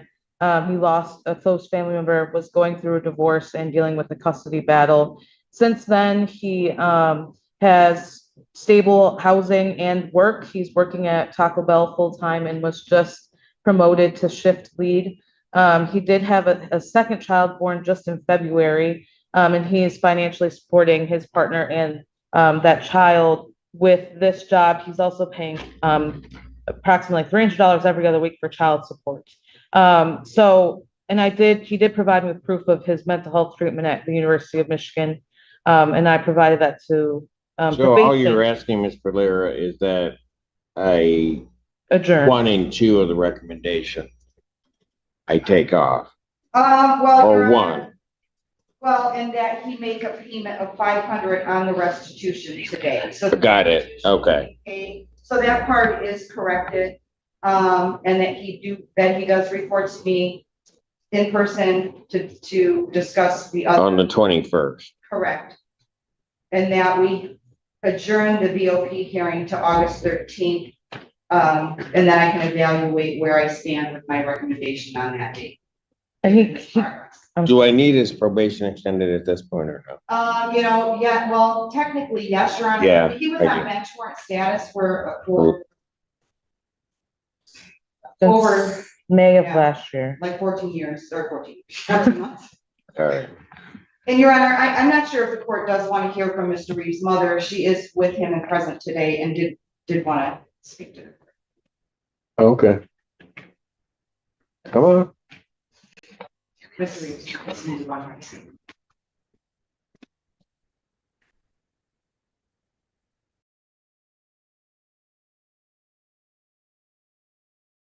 Hello. Hello, What's your name? Lavita Johnson. All right. What do you want to tell me? I'm just here to ask for a second chance for Norman. He has been battling with this custody hearing for a minute now, and he's finally getting his life back on track. So I'm just asking that you please follow the probation recommendation. Why are you looking at her? Why do I forgot how to pronounce her name. Why do I feel you two worked up something? I forgot how to pronounce her name, but Teresa Valera, Miss Valera. Okay, so you want me to do that? if you could, I would greatly appreciate it. A mother's plea for mercy for her child. All right, That's what parents do. I get it. All right, thank you, ma'am. You're welcome. Thank you. You wanted this adjourned to what date, Miss Valera? I would like the BOP adjourned to August 13th at 9 a.m.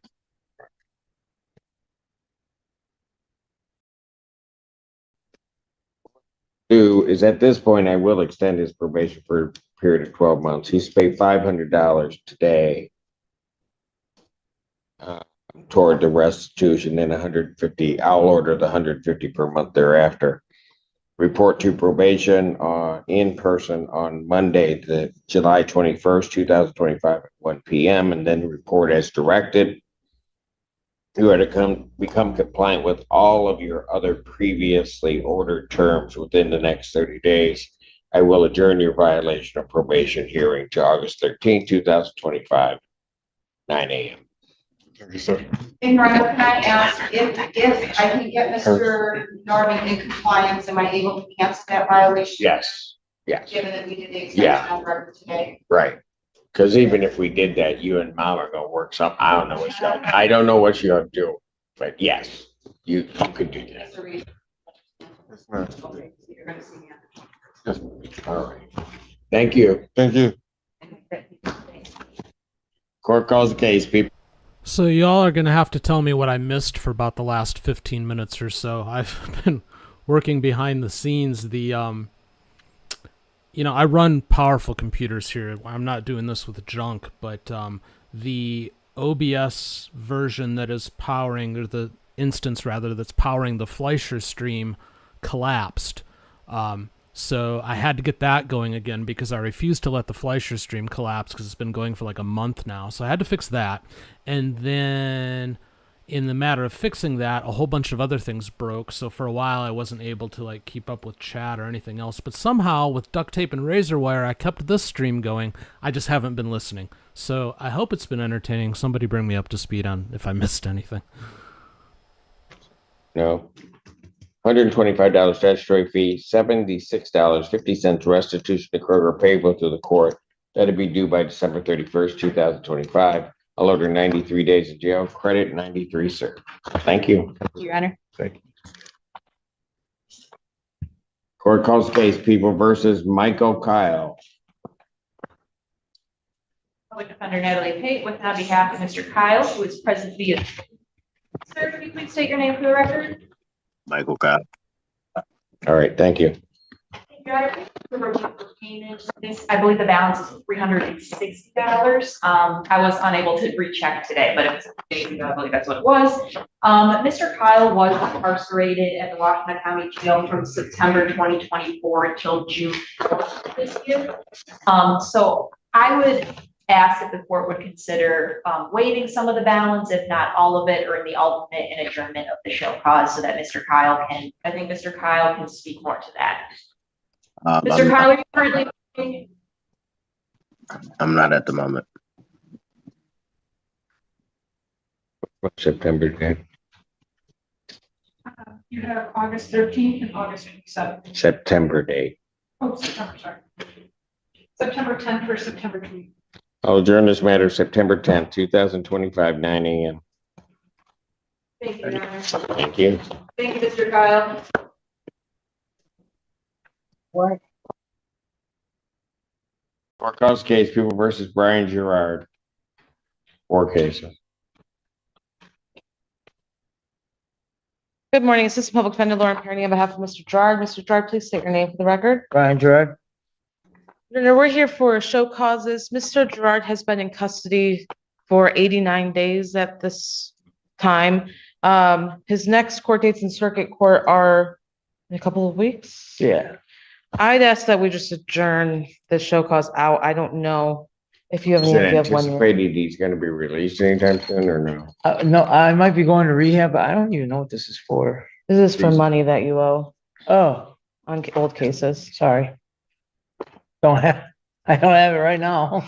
Well, when's your next hearing in circuit court? The 14th.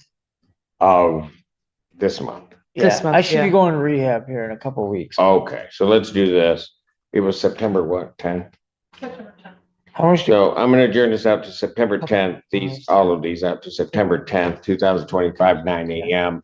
And then that way, if he's in rehab, depending on what type, he may have gotten through a part of it. We can figure out where we'll go with it. So I won't have a warrant out for my arrest? Pardon? So I won't have a warrant out for my arrest? I'm not on these cases. I don't know what else you've done. Okay. All right.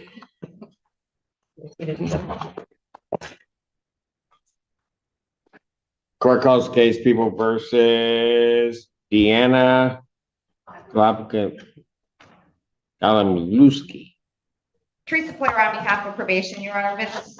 Galambayuski was scheduled before the court today for a review hearing on a prosecutor deferred sentence. She did complete all terms ordered by the court, and I did waive her appearance. Probation is recommending that the case pursuant to the prosecutor deferred and discharged from probation. Hearing no objection, so ordered. Court does call the case, People versus Daniel Sims. Oh, are they out there? No. They are not written.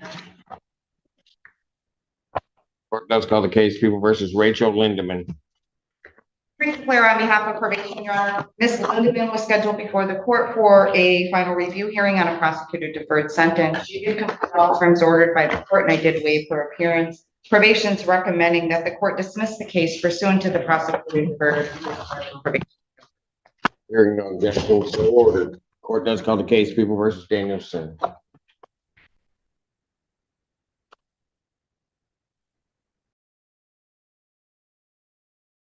Assistant Public Defender Natalie Pate with and on behalf of Mr. Sims, who stands to my right. Please state your name for the record, sir. Daniel Sims. Thank you, Your Honor. Today's the date and time set for sentencing. I have had the opportunity to review the PSIR with Mr. Sims, and we have no corrections and would ask the court to adopt the recommendation. Is she expected to be released anytime soon or no? It's a long, complicated story, but hopefully it's released soon to treatment. Got it. Yes. That's all I need. All right. Is there anything you want to say? No, not. Okay. $125 fines and costs, $249.86 restitution to TJ Maxx payable to the court. I will make that payable by the end of the year, December 31st, 2025. I'll order 93 days in jail, credit 93, sir. Okay. Okay. Thank you, Your Honor. All right, now that I'm all caught up, let's switch it up a little bit. And let's see if by some chance we can use Michael's new sound that he sent me. Let's go to Louisiana. At headquarters, today's date is July 9th, 2025. On the panel today with me to my left is Mr. Tillis, to my right is Mr. Prater on this Ladue. We have staff and support here at headquarters. Could you identify yourself? Jasmine Thompson. She went on. Francis Abbott. Carla Williams. Our remote site today is Louisiana State Penitentiary, where we're hearing a revocation. Would the staff there at LSP introduce yourself? Deputy Warden Rochelle Ambo. Reginald Admiral Classification. Carmen Chipley, Offender Records. Thank you very much. We're going to begin this revocation. Sir, would you please identify yourself with your name and your DSC number? Cecil Stratton, 486511. Mr. Stratton, you're before this panel today with violations of parole, of your parole. And the first thing I want to find out is if you have a paper in front of you that indicates your signatures. Wait, let's see. Yeah, whether you're eligible Yes. for retained counsel. Okay, so you're not eligible for appointed counsel. You do have retained counsel. Mr. Bork is here. And Mr. Bork, thank you. At the proper time, we will allow you to make your statements and assist your client as you need. I'm going So to. Mr. Borg, whenever you go to speak, you're gonna have to unmute your microphone. Okay, there you go. Can you hear me now, sir? We can hear you at the proper time. You'll be, you need to unmute and speak to the panel. At this time, I'm going to ask Mr. Prater to read out the rule violations and take your plea. Okay, Mr. Stratton, how are you doing today? I'm doing pretty good, sir. How you doing? I got some simple questions here to, when you, as you know, when you get out on parole, you sign a sheet, you'll abide by certain rules. And there's 3 rules that the parole officer, contends that you violated. Rule number two is that you absconded and a warrant was issued for your arrest for absconding. And you understand what that phrase means? Oh, yes, sir. Okay. That was back in August of 24 is when the warrant was issued. How do you plead on that? You can plead guilty with a statement, not guilty with a statement, whatever. I would plead, guilty, with a statement on that. Okay. All right, well, let's go ahead and deal with that statement now. There's no sense in putting it off. Okay, I seen my parole officer in August and he wasn't there, so I was referred to another parole officer. The next month they had a hurricane and I called in. He said, you don't have to come see me. Long as you called in, you okay. Because they had a hurricane, a category 4 hurricane. Everybody was evacuating. And I didn't have a warrant until like September something. And like I say, I called in and talked to the chief of police, Mr. David Lindenberg, and he said, I talked to your parole officer. He said, don't worry about it. Just make sure that you come in and see him in October. And he said everything, he gonna talk to him. And that's my statement on that. Okay. All right. And the second rule that you are, well, let's go ahead and talk this one out first. Panel, do y'all have any questions to ask on that particular rule? We'll take them one at a time like that. Got any? Okay. All right. The second charge is violating rule number 4. And that's the one that says you're going to stay out of trouble. You're going to stay out of, you're not going to commit crimes and things like that. And you were arrested on a warrant for aggravated second-degree battery and battery on a dating partner. And you were arrested on, let's see, I believe 10/30 of 24 was when the warrant, you were finally arrested on that. The warrant was obtained back 8/9 or 24. So tell me, yes, sir. Tell me about that. This lady's claiming that you really beat her up bad. Yes, sir. But like, and she did say that, and I was at work, and they never come out my job to see when this incident happened. Was I at work? And so that's when I hired this attorney and told him what went on. And I went to court, and I never was billed on felony charges. They charged me with that. When I went to court, they billed me on a misdemeanor charge, and was going back and forth to trial. She wouldn't show up to say what happened. So the judge said, you know what, Mr. Stratton, this is only a misdemeanor that carries 90 days. He said, if you want to plead guilty, you can. He said, if not, I'm going to set it back and give her one more chance to show up. So they set it back. I went back to trial again, and he said, you know what, Mr. Stratton? He said, I'm going to put a warrant out for her arrest, and I'm dismissing these charges on you. And I said, thank you, sir. And that was that. Okay. All right. And do you have any relationship with her now, or any way that you know of we could get in touch with her? Well, whenever I first failed, she contacted me a few times through lettering, but I say about 2 months after that, I didn't contact her no more. Since I was locked up, she just never contacted me no more. She calls my sister every now and then. Oh, did he get out? But I really don't. I've been through a lot with this here and with her, so my plans are not to go around her and mess with her anymore. Put me through enough stuff already, to be honest with you, sir. Okay. And the rule number 10, it says that you owe $423 on parole fees. Yes, sir. And I did. I had got behind a little bit, and I had made those payments since then. Since I've been incarcerated, I paid $451 of the dollars to catch up on it, because my parole officer told me if you need to pay that, as well as get these charges taken care of. So I made that payment since I've been incarcerated, sir. And my attorney does have the code numbers to the payments as well. Okay. All right. Board, do y'all have any questions about the rule violation before we go to the attorney? No, I'd like to speak with the attorney. Okay. Yes, sir. Mr. Board, would you talk to us, please, sir? Can you hear me? Yes, sir. Oh.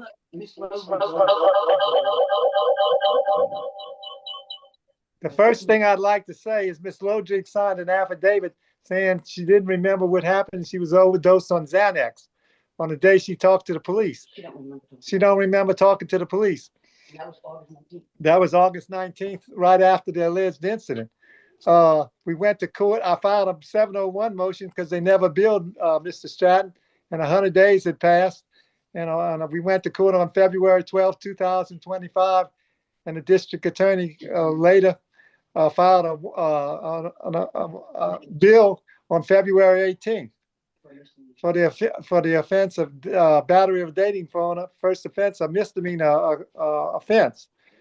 We went to trial. The trial was set for March 13th, 25. Ms. Lodrig did not show up for trial, and it was continued until April 16th, 2025. On April 16th, the misdemeanor was no pros because Ms. Lodrig failed to appear and a bench warrant was issued for her arrest. Since then,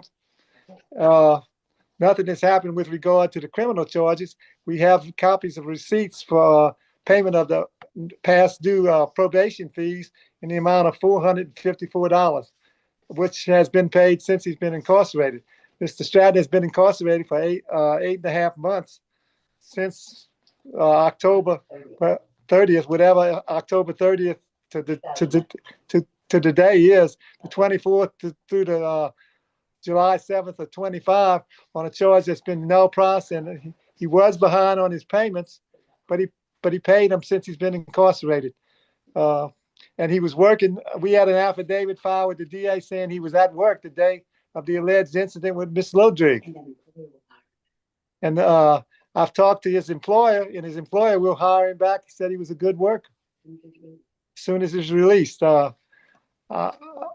That's all I can say. I've been engaged with Mr. Stratton since the beginning of this year. And he's no longer charged, and I don't think he owes any back fees. Okay. All right. Mr. Pratt, let me ask you a question again. Yes, sir. Tell me about I'm kind of concerned a little bit about the absconding. Why did they get that warrant for you? When I talked to my parole officer and I asked him why did they put absconding on me, and he told me that anytime that there's a warrant filed for an inmate that's on parole, he said, being I didn't answer my phone when he called, and he went where I was living at the time, and I wasn't there, he said he automatically had to put a warrant out for me because of the fact that I did have a warrant that was brought up against me. And I was like, well, I mean, he could have, even though I wasn't home, he could have come by my work. He knows where I work at. I mean, I did report on the 9th, the 1st of August. And when he wrote it on the paper, I had my family call him and ask him, why did he say that I didn't report since August, when I did report August and I reported September? He was not present. So they gave me a different parole officer to talk to since he was not present. And like I say, that's why I said I would plead, guilty to that with a statement of that, I know that no matter what, you're on parole, you have to see a parole officer. And I did see him, and it's documented, I'm pretty sure it is, that I did go in Berg, Louisiana and seen him. He wasn't there. I seen another parole officer, sir. And you've been in jail for how long? 8.5 months. Okay. And when did you get on parole? In 2023, I discharged from DCI October the 1st, sir. Okay.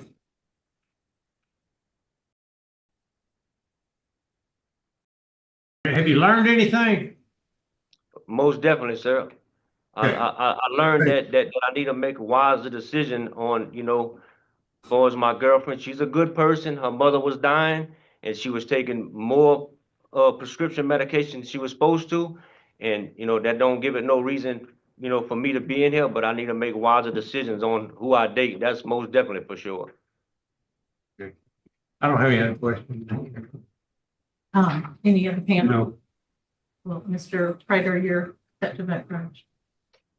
Okay, Mr. Stratton, I think you've been in jail for 8 months. I think the fact that we can't even find this lady to testify, the fact that the only correspondence is through your attorney, and then she dismissed all charges, that it didn't really happen that way, which is not unusual for us to hear. It's aggravating, but it's not unusual. So I'm not saying it didn't happen. I'm saying that the preponderance of the evidence in your particular case is that it didn't, in my mind. The absconding, I think we can deal with that. I think you've learned a lot about that, and it's just a brief period of time, and you get caught up on your fees. So my recommendation is that we not revoke you, and that you immediately report to your parole officer. Yes, sir. My vote is, do not revoke. My vote is to not revoke. Today, your parole has not been revoked. That concludes our visit at Louisiana State Penitentiary. The time is. Oh, excuse me, we have more. Never mind. Go ahead. That's it. Then we welcome. Okay. I got it.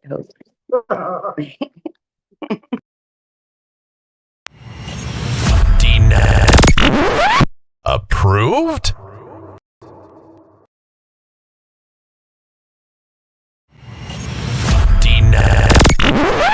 Approved?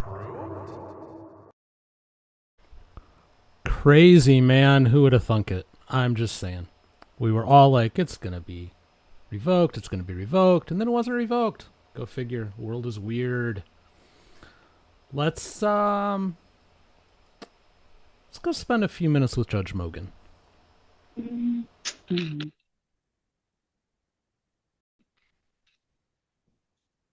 Whose telephone number is 715-939-9633? That's my Melissa Maloney. That's my Okay. number. Thank you. You're welcome. Just all who have just come in, hang on 1 second, please.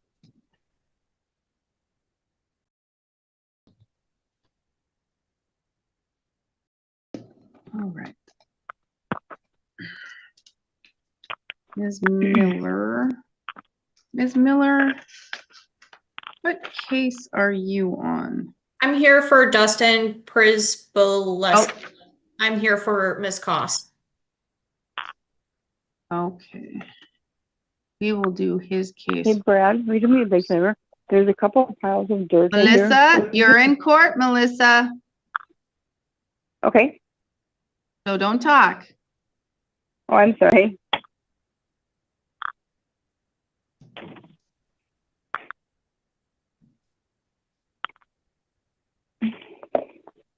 We will go on the record in the matter 25 CF74, State of Wisconsin versus Dustin Prisbileski. Prisbileski. Thank you. Mr. Prisbileski appears by video conferencing in custody in Barron County Jail. We have Carly Miller, who is, are you making a special appearance on his behalf? Because I have Laura Koss as his counsel. Yes, Miss Koss is my coworker. She's also an associate in our office. I'm appearing on her behalf. Okay, thank you. So you're making a special appearance.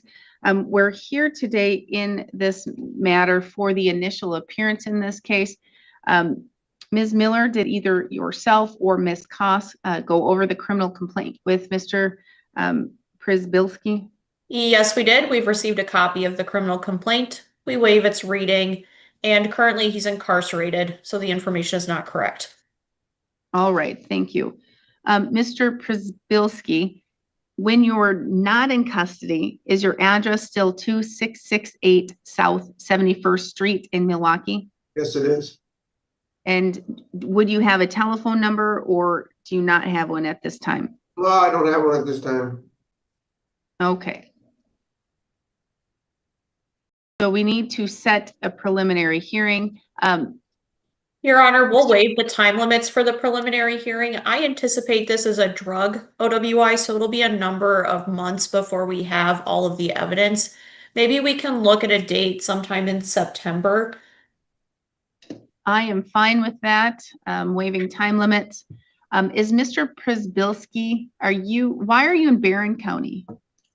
I had a charge in Washburn County and they said that jail doesn't hold many people, so they moved me over here. All right, okay, so you are not under my custody. No, Correct. I think it was just a space issue. All right, okay. Okay, let's get a date sometime in September.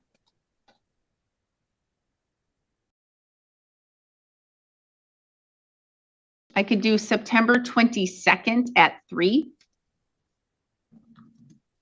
That works. If it doesn't work for Ms. Koss, it works for myself. All right, September 22nd at 3 p.m.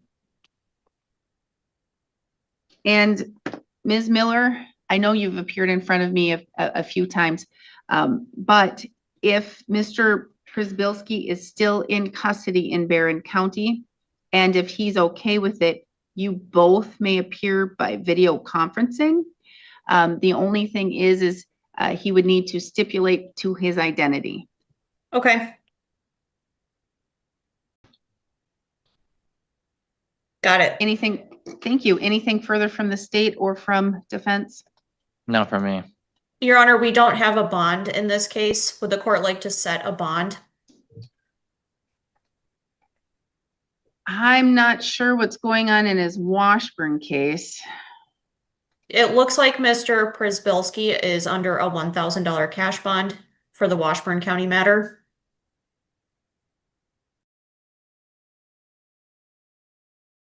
Mr. Schmidt, would you like to have bond? He's on $1,000 cash in Washburn. I mean, I assume they're asking so they can count per credit. If we did a That's what bond, my I'd, guess was too. I'd want to mirror the conditions, you know, not to drive without a valid license, AODA, or not AODA, sorry, general drug prohibition conditions. Okay, and, okay. You can make a statement or argument if you wish on bond, Ms. Miller. Your Honor, we don't object to the conditions. We would ask that at least a cash bond of some kind be imposed, maybe a $50 cash bond if the state's not requesting a specific amount. No, I'm requesting an amount. This is an alleged OW of 5 or 6. I've read the criminal complaint as least as that is. The court is going to order $5,000 cash. No use or possession of any illegal drugs, substances, or paraphernalia. No driving without a valid driver's license. No alcohol. No bars, taverns, liquor stores, or establishments that have the primary purpose for the sale or the service of alcohol. No casinos unless it's for employment-related purposes. Testing upon reasonable suspicion or arrest. All right, Mr. Przybylski, that should be faxed to the Barron County Jail so you can review and sign it. Anything further? Do you know, are you being revoked on your extended, is he being revoked on his extended supervision? I don't know if that's being addressed yet, but I believe that if you email that question to Ms. Koss, she can help you with that. Okay. All right. Thank you, Ms. Miller. Thank you, Mr. Przybylski. Thank you. We are adjourned on that case. All righty. So let's do Ms. Maloney first since she is right here.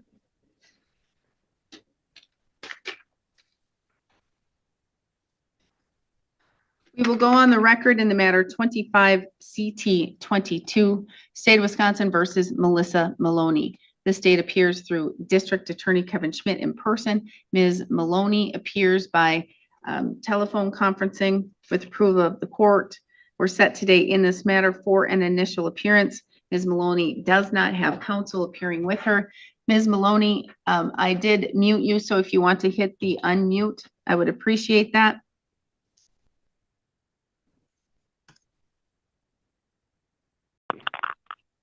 Ms. Maloney, did you receive a copy of that criminal complaint? Actually, I never received one because I couldn't set up my mail service because I couldn't prove my identity at the post office. But Officer Magnan, he called me and told me about it. Okay, well, I'm glad that they're looking out for you. Ms. Maloney, do you receive your mail at that Dunn Street, Danbury address? No, that's my house, and that's in court stuff right now, is in Danbury. Okay. Do you have a place to get mail? I do. Oh, yes, because it's actually in Middleton. You're really cutting out. Cutting out. Oh, I'm sorry. Is that better? Is that better? Yes or no? Do you have a place to receive mail? Yes. Yes. Okay. Now give me an address for where you can receive mail. Okay, it's 627.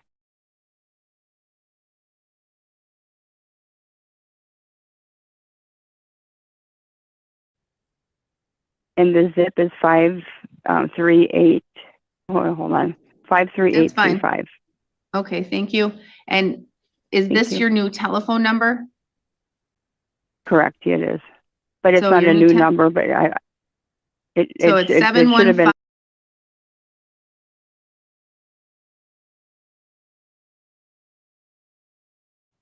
Correct. All right, thank you. Mr. Smith, can you make sure that another criminal complaint or a criminal complaint gets set to that new address, please? And I'm going to adjourn this to a different date and time.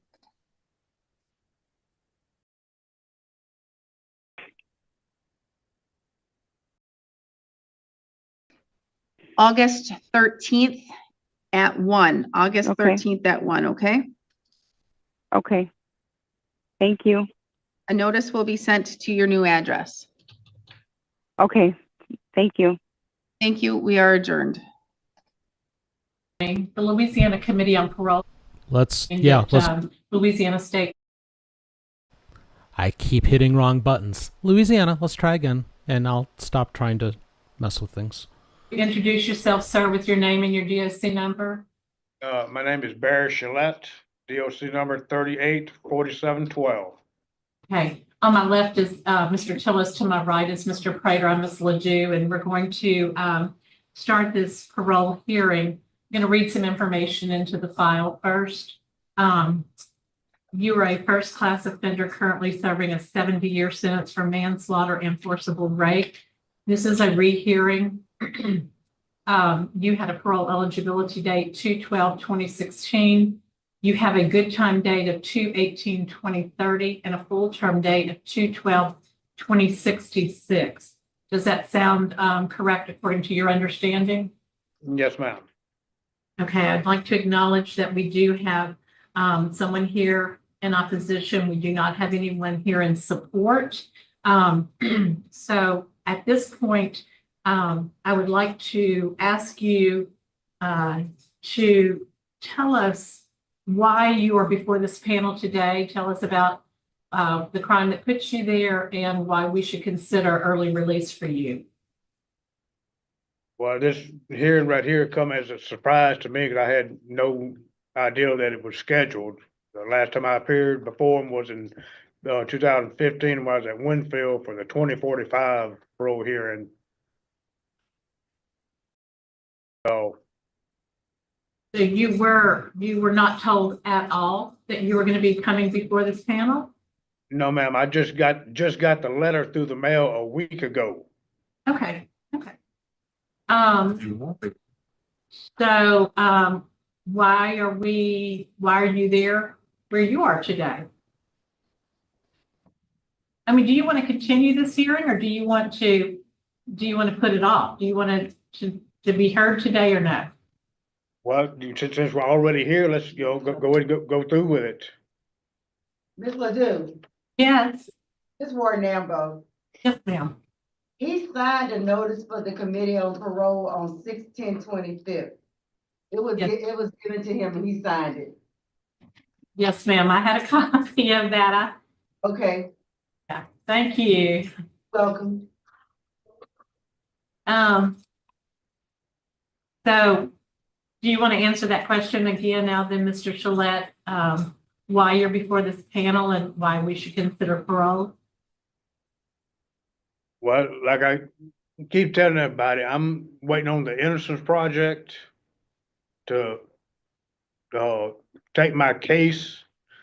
Cause like I told the parole panel back in 2015, I have DNA evidence that proves that the individual that committed this crime has had a vasectomy, which I have not had. So it proves I did not commit this crime. But everybody keeps giving me the runaround, where's your evidence? I can't produce any more evidence than that. You know, to say that, you know, I did not commit this. Let's see what the victim says. I'm prepared to vote. Let's see what the victim says. Well, you have your time before this panel. Warden Ambu, can I ask you what you have to say about this offender? It's not much I can say besides, you know, he refused sex offender treatment. Yeah, He's a medium custody offender.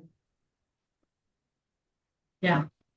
And refuse substance abuse, true, correct? Yes, ma'am. Yeah.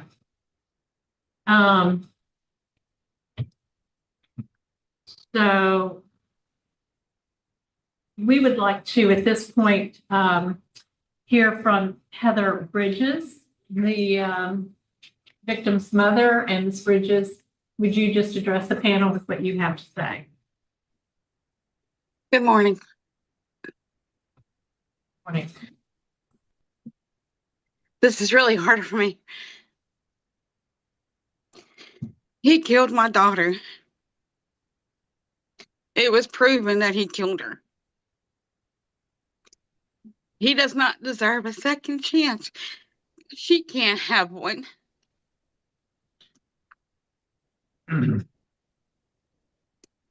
He does not deserve. He needs to stay right where he's at, please. Don't let him out.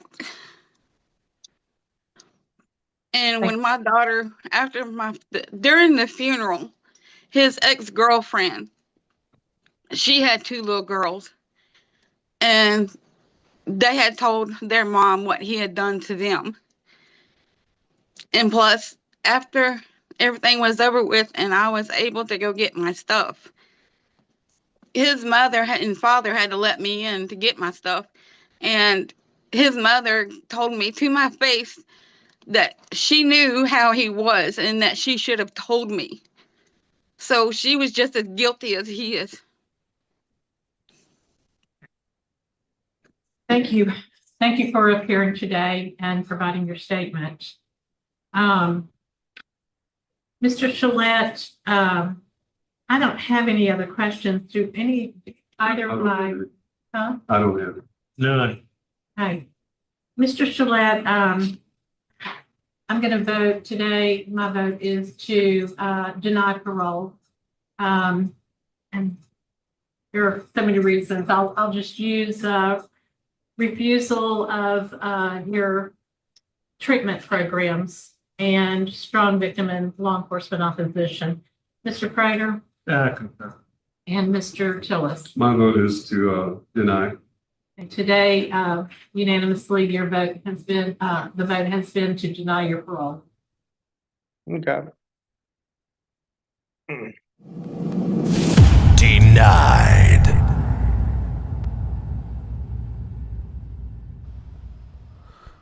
Shocking, I tell you, said nobody. Let's let's go back to Judge Simpson for a few minutes. Because I think Mr. Thomas owes 905 on this case. He has been in custody for quite some time now. I'd ask that we just adjourn this out again.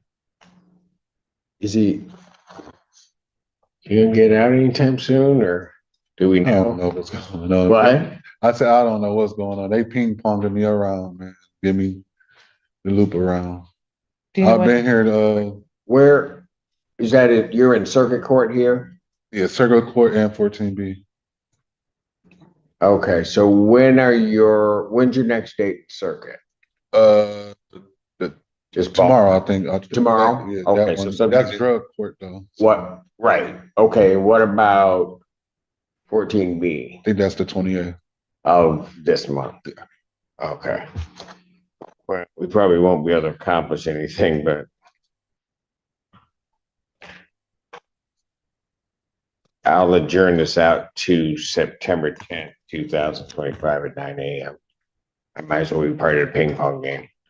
Right? All right, Ms. Thomas, take care. All right, that's that. Set me up for 11, and then I'll be back out court standing brief recess.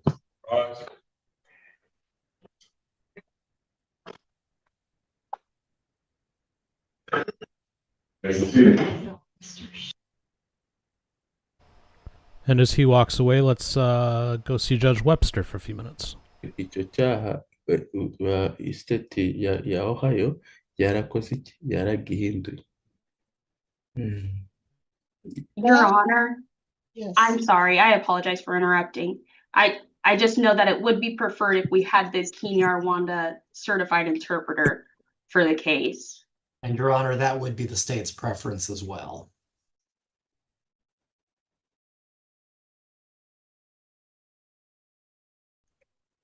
Thank you. Mr. Hashikamana, you are charged with 2 traffic infractions. The first one is driving at the speed of 95 miles per hour in a 75 mile per hour zone. Avuze yuko bakuciye icaha co kuba ari ukunyonga ahantu h'umuvuduko wa 90 ahantu hari muri 65. This is an infraction that carries a scheduled fine of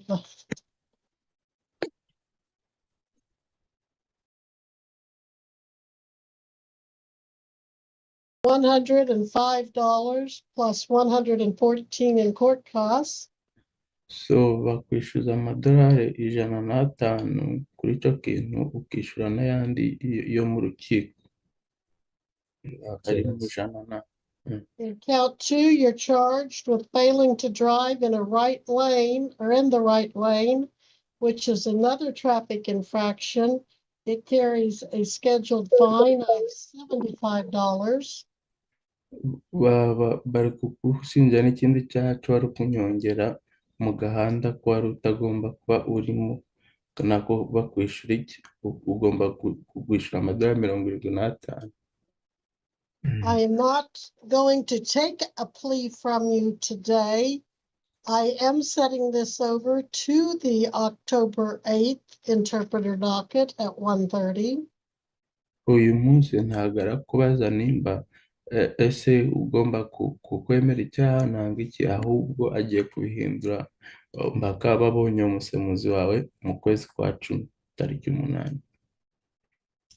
However, because these are infractions, if you wish to pay them directly through the clerk of the district court, I cannot stop you from doing that, and you may do so. Aravuze ariko ushaka wakwishyura iki?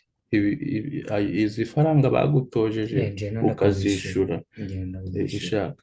Your Honor. Yes. Musa Shakmana is requesting he's able to pay the fines and resolve the case. Well, if he wants to do that, does he have I can give him the address of the clerk. Yeah, their phone number is 620-583. They can tell him methods of paying that, but such as online, they can give him the online site, or he can pay in person. But as far as any other court appearances, as I said, I'm setting it over to October 8th, but there's nothing prohibiting him from paying the fines and basically entering a no contest or guilty plea at the time he pays them. Aravuze ngo agiye avuze nimero y'ugomba kuhamagara kujya gushira amafaranga, ariko agiye kuhinduza mu kwezi kwa 10 abari uzaza tariki 8, ariko ushaka kwishura wavugana na bari abantu ukishura iki ifaranga bari kugutoza. Avuze nimero, aduhaye nimero. Ndagiye mubaze se nimba uramutse kwishura izo sente ari mpaka ugomba kuza mu rukiko mu kwezi kwa 10. Your Honor, so he say he's gonna follow up and pay the fine, but he was asking is he gonna be like appearing after he pays the fine? If he chooses to pay these directly, he will not have to come back to court. Aravuze ngo ubyishuye umaze kuzishura nta mpamvu kugaruka mu rukiko. Okay. So, Your Honor, he's willing to pay, but I didn't catch the number. Do you mind repeating the number, Your Honor, that way I can write it down? It's 620.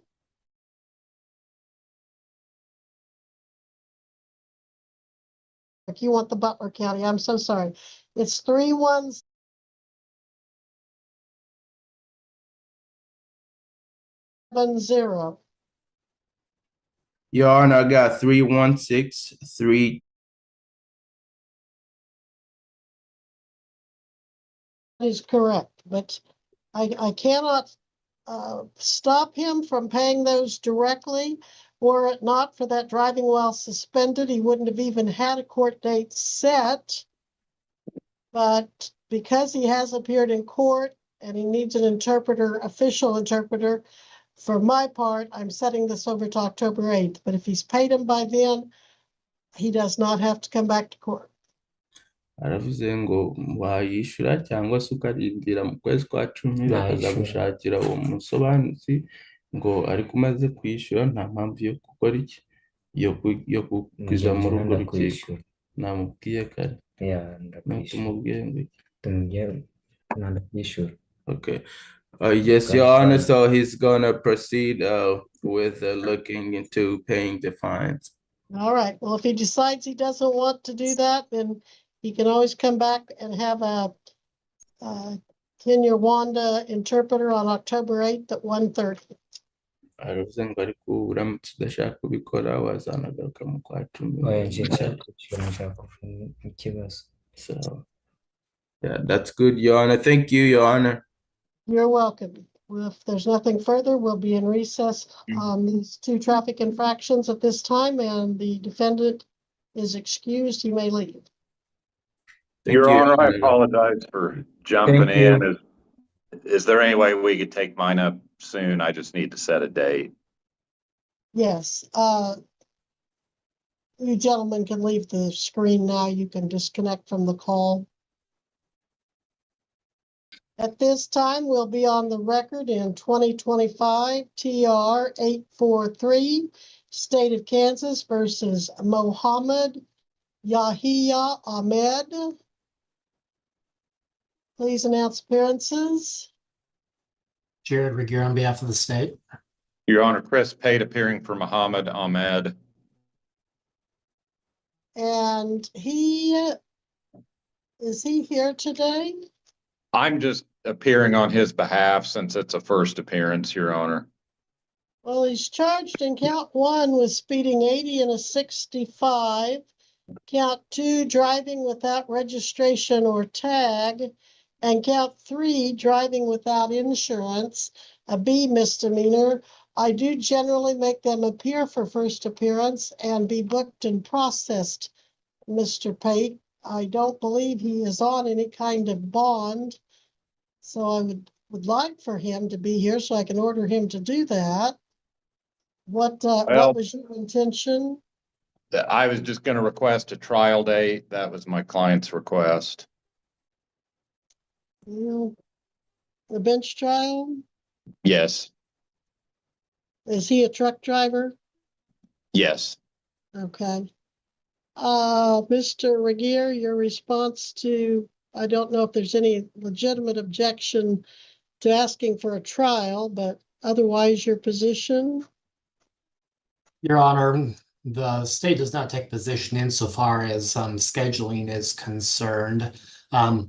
The state is aware of multiple other cases where the court has established trial dates shortly following the first setting in this case. Insofar as the issue of booking and bond is concerned, it is the state's understanding that this court traditionally follows a particular approach for these types of offenses. The state is not aware of any legal or customary reason to deviate from that normal course of action, Your Honor, and I am prepared to make appropriate recommendations at the appropriate time. All right, bench trial, I will enter, and so he's entering a not guilty plea through you, counsel? Correct, Your Honor. All right, I will enter a not guilty plea and I will set this for bench trial August 27 at 1:30. He must be physically here unless he has been booked and processed prior to that. And I am ordering that he report to the Butler County Detention Facility at a time that I guess you'll have to set up with him or with the officers. And I'll set his bond at 1,000 OR. So if you will please go in a breakout room with court security 2 and set up a time for him to go out and get his pictures and prints taken. He'll either need to do it then or in person August 27th at 1:30 if not before. So is that trial setting an in-person trial setting? It generally would be a Zoom, but I am under Kansas law required with the B misdemeanor to get his picture and prints. And I want to make sure he's physically here at some point then or prior to get that done. Okay. And then for future cases, if you'd have your clients on these B misdemeanors present, Mr. Pate, that would be helpful. Yes, Your Honor. That's the preference. All right, so Court Security 2, Chris Pate, breakout room. And Your Honor, Mr. Regier, if the court is setting this matter for a bench trial on October 27th, is the court intending to hold an afternoon docket on a Monday? no, I meant to say if I didn't, August 27th. Mr. Pate, did you get that? It should be August 27th. Yes, I have August 27th, Your Honor. Thank you. All right, thank you for clarifying that, Mr. Regier. Okay, let's finish the day off back in Louisiana because we're 1-1, so we need to break the tie. All right, there you go. We sorry. I'm sorry. I thought I. No problem. Go ahead, sir. John Burkett, 400507. Okay, Mr. Burkett. You're before this panel as a first felony offender serving a 70-year sentence, first degree rape, and aggravated crime against nature. You have a parole eligibility date that passed 3/3/2016. This is a rehear. You have a good time date 11/23/2041 and a full term date of 3/1/2066. Does that sound correct? Yes, ma'am. Okay. I'd like for you to tell this panel why you're before us today, the crime that you committed, and why we should consider release for you at this time. Well, I'm in here for molesting my niece. And should you let me go? I want to say yes. But I also think about it like this. I hurt somebody. That's about all I can say. I hurt somebody and I mean, of course I want to be free, but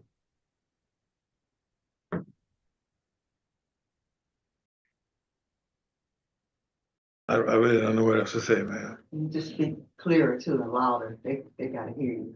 Okay. I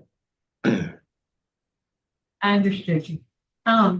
Warnambo, what do you have to say about Mr. Burkett?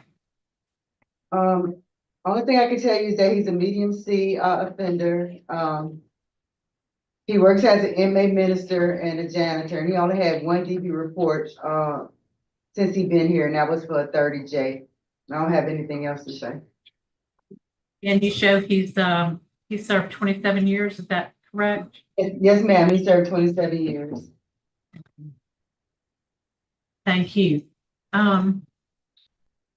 So Mr. Burkett, your case has been assigned to Mr. Tillis, and he's going to ask you some questions. Good morning, Mr. Burkett. How are you? I'm fine, thanks. How you doing? All right. What have you been doing with your time since you've been incarcerated? Besides working and being a minister? Yes. Have you been taking classes, sexual abuse classes or anger management? Yes, I took those already, sir. All the classes I needed, I took it already. All the classes you needed, you've taken them? Yes, sir. What did you learn out of them? What did you get out of them? Which one impacted you the most? Sex offender class. It did? What, tell me about it. Talk to me about it. Well, I also know the same stuff that you use for sex offender class, we use for everyday life. Like for instance, justify yourself for doing a crime. How much How much older were you than the victim? 23. You were 23 years older? Yes, ma'am. Yes, sir. Okay. All right, I have no more questions. Mr. Burkett, did you go to the, let's see, you got a diploma from the technical school. You also received your seminary degree. Is that correct? Yes, ma'am. So you have an associate's in Christian ministry. Yes, ma'am. Oh, you also have your bachelor's in Christian ministry. Yes, ma'am. So how do you put that to use there in the prison? Make rounds in the hospital, visiting people in the hospital. Also, there's a church to go to. I attend, participates in the church service and everything. I want to make sure I understand your case. You turned yourself in when you were in another state. Is that correct? Yes, ma'am. Okay. Now, let me ask another question. Yeah. If you were released, what would you do? First of all, I would thank God for sure. Also, I would get a job and a place to stay. Where would you live? What town would you go back to live? Well, I would like to move up there, but my mother, she's in Illinois.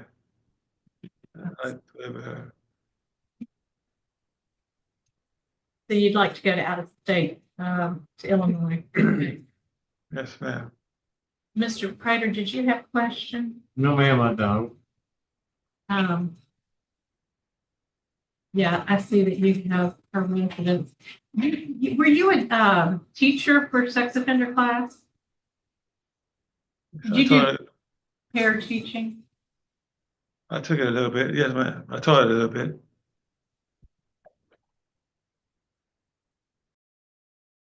Okay.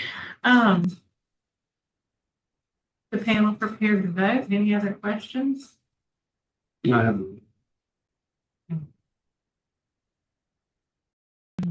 Mr. Tillers? Mr. Burkett, today my vote is going to be to deny for strong family opposition.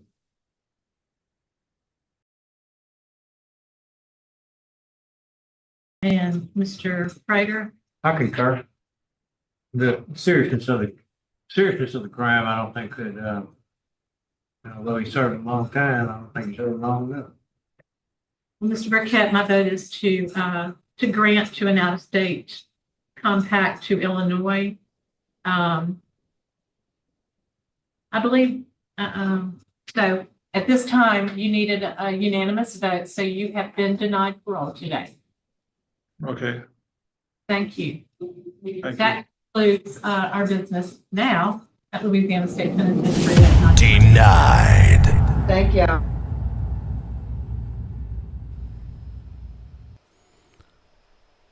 I can't believe he got one vote for approved. I'm really, really shocked by that. That was weird. Yeah, I can't wrap my brain around him getting a yes vote. Maybe you guys can. Let me know in the chat. But that was a clear and present no to me. But that's just me.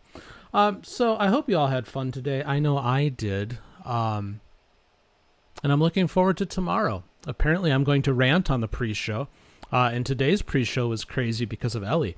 So if you're not already a channel member, you should become a channel member. Get yourself access to the pre-show. Go watch today's as you watch Ellie basically attack me and everything else here in the studio.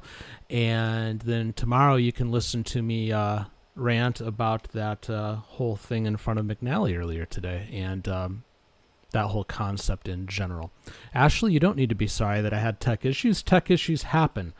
I'm just happy that I was able to hold this stream together with the duct tape and razor wire whilst I got the other one fixed. And by the way, I used duct tape and razor wire, not chicken wire, because this is court, which involves criminals. So I think the razor wire is more appropriate.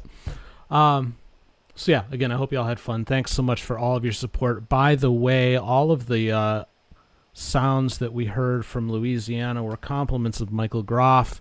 I have just dropped a link to his YouTube channel in the chat. If you're not already supporting him, you are hereby requested and required to go over to that channel and hit the subscribe button and offer him some support, because he is great at what he does and he's a great supporter of what we do here, and it's appreciated. So again, see you all tomorrow at 10 a.m. Eastern, 7 a.m. Pacific, a half an hour early for channel members. Take care. God bless.